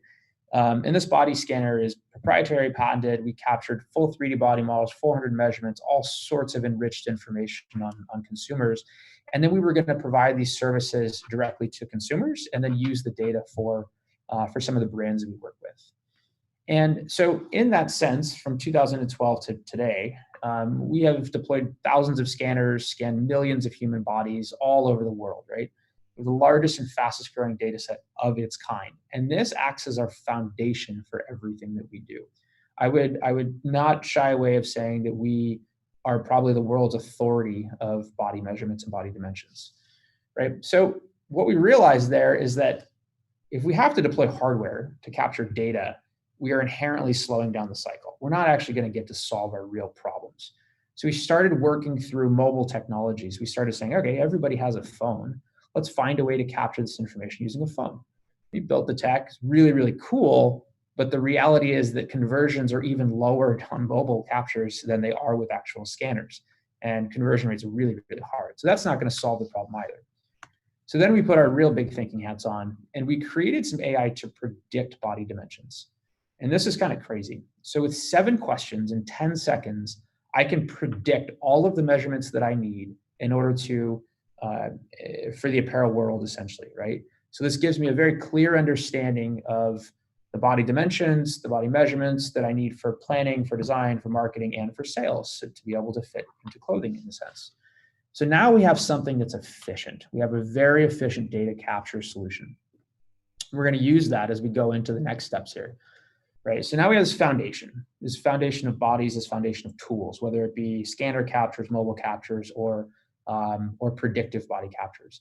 And now we're going to use that in a platform. If we remember, we talked about this flywheel of design and planning and targeting and selling.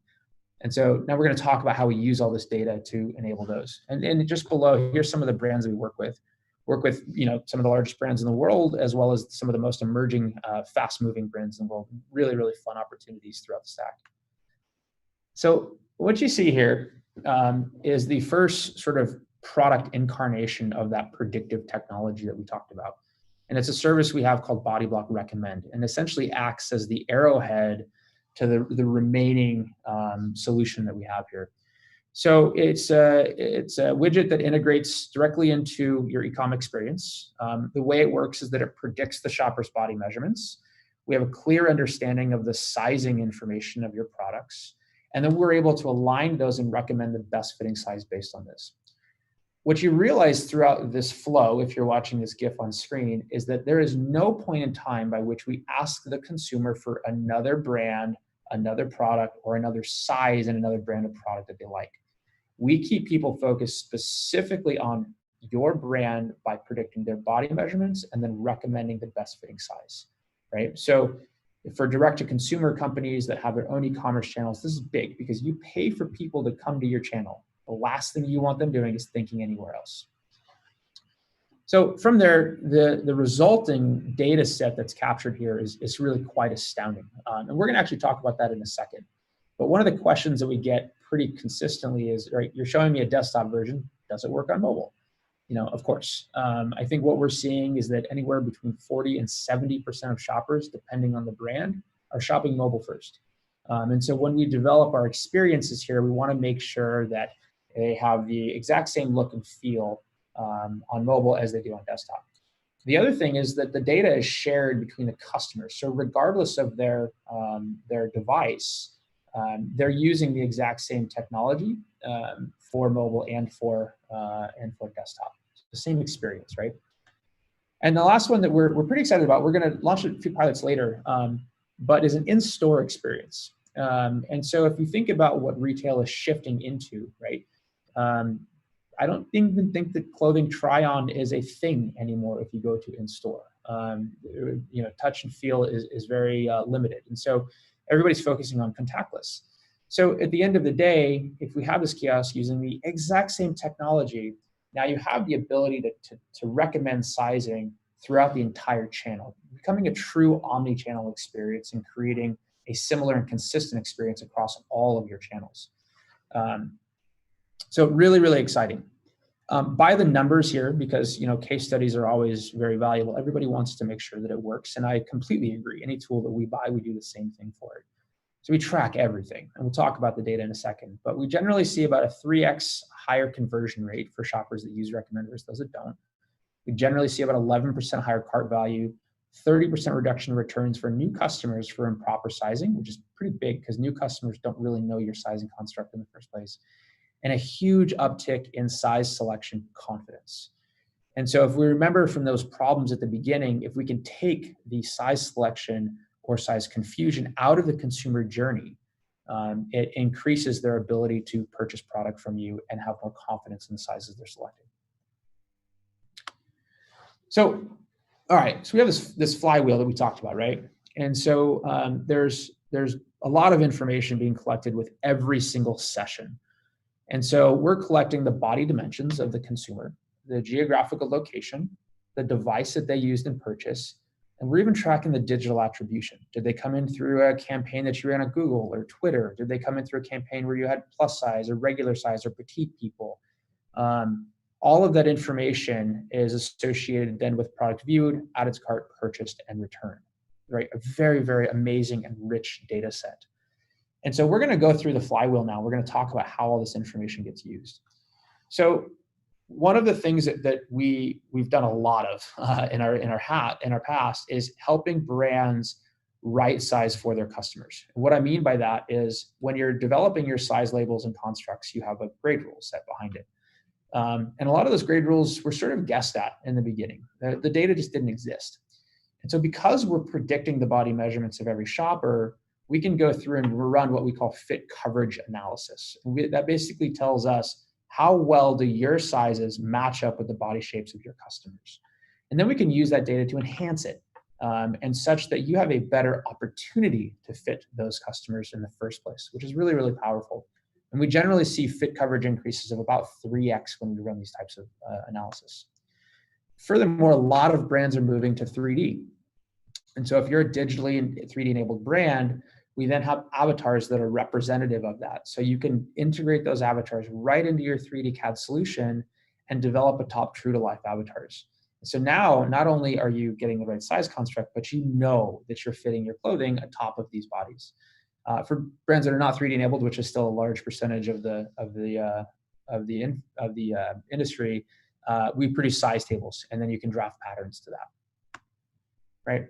So then if we think about our next little cycle here, it's going to be planning, right? When we do inventory size runs, we're generally looking at past purchases, but that doesn't give us the opportunity to understand the body shapes of prospective customers that maybe we didn't have their size in stock when they came in, whether that's online or in store.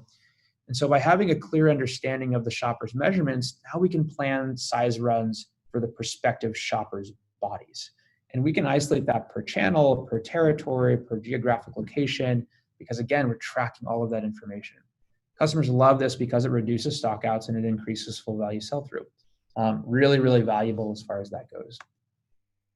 Furthermore, on the targeting side, right? So again, most brands spend a tremendous amount of money driving consumers and shoppers to their sites. And again, you want them to stay there and you want them to convert. But what happens if you've sold out of all of your plus sizes, or let's say your larger size range, sort of large through 2X, and you have only your smaller sizes left? If you're still pumping the same advertising campaigns out there, all based on general advertising campaigns and not using body dimension information in there, you're going to have a lot of stockouts, right? Because you're just driving the general consumer. But if you have a clear understanding of how ads are driving people in from specific body shape segments, now you can hyper isolate and target those consumers by increasing the ad spend on the ads that bring in people that fit the sizes that you have available. Again, enhancing full value sell-through, right? And then the last little bit of it is putting it all to work. So the data from each segment of this chain feeds the other segments, right? So for example, you integrate Body Block Recommend on your site. That's then producing all this data, which is helping you design for the future seasons. As you're doing your inventory sizing runs, now you have your new sizing constructs, your new blocks, and now you're able to plan how to warehouse those and how to manufacture those to increase full value sell-through. And then as you're manipulating your market spend, again, to increase full value sell-through and to create efficiencies there, you're using the understanding of which ads drive which body shapes to which channel to buy those products. Again, all of it is working together. And at the end of the day, what we find is that when we focus on the entire stack and we can put the body dimensions at the center of that stack, you create efficiencies that you didn't even know existed. Because now you're almost designing directly to the body dimensionality of your customers. So one of the things I'll wrap up with is a quote from one of our great customers, Roan, and they just basically said, and I hate reading, but I'll do it anyway because it's very powerful. But Body Block Recommend has increased consumer confidence in our sizes, produced significant lift in our checkouts. Their understanding of each shopper's body enables us to improve our current inventory strategies as well as our future size and fit. And so right there, you're seeing this encapsulation of the entire platform that we were talking about before. And these guys have really worked at it. They've really integrated it. And so now they're increasing efficiencies throughout every single season because they have the appropriate levels of data to be able to do so, all sort of by using the Body Block platform. That's my presentation. And I really appreciate the time. I think it's always fun to be able to share these things. And I think that as we are emerging into a really unknown retail era, it's very, very valuable for us to really think through the tool sets that we use to conquer the times, right? They're going to be different, and the way that we did things in the past is going to have to evolve. Because at the end of the day, the way that shoppers are intending to work with our solutions and our businesses are evolving. And so if we stay ahead of that, it gives us a really nice opportunity to be very successful. And then furthermore, again, and I kind of touch on this very often, but putting the body at the cornerstone of an apparel or fashion business is, in our mind, the only way to successfully create profit cycles, not just last mile or first mile, but throughout the entire business. And we're really proud to be able to do that and help our customers solve these types of problems. That's all I have, so I really appreciate your time. Sure. Hey, Greg, thank you so much for that.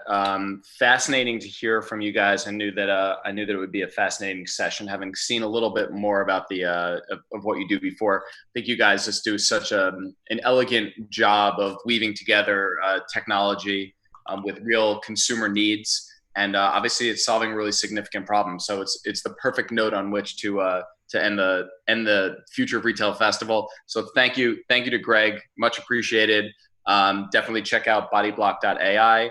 And to all of you that attended the festival over the course of the past 2.5 days, thank you so much. Hope you enjoyed all the content. If you subscribe to the YouTube channel, you can. We're going to edit some videos and put things live. So as and when that happens, you'll be notified.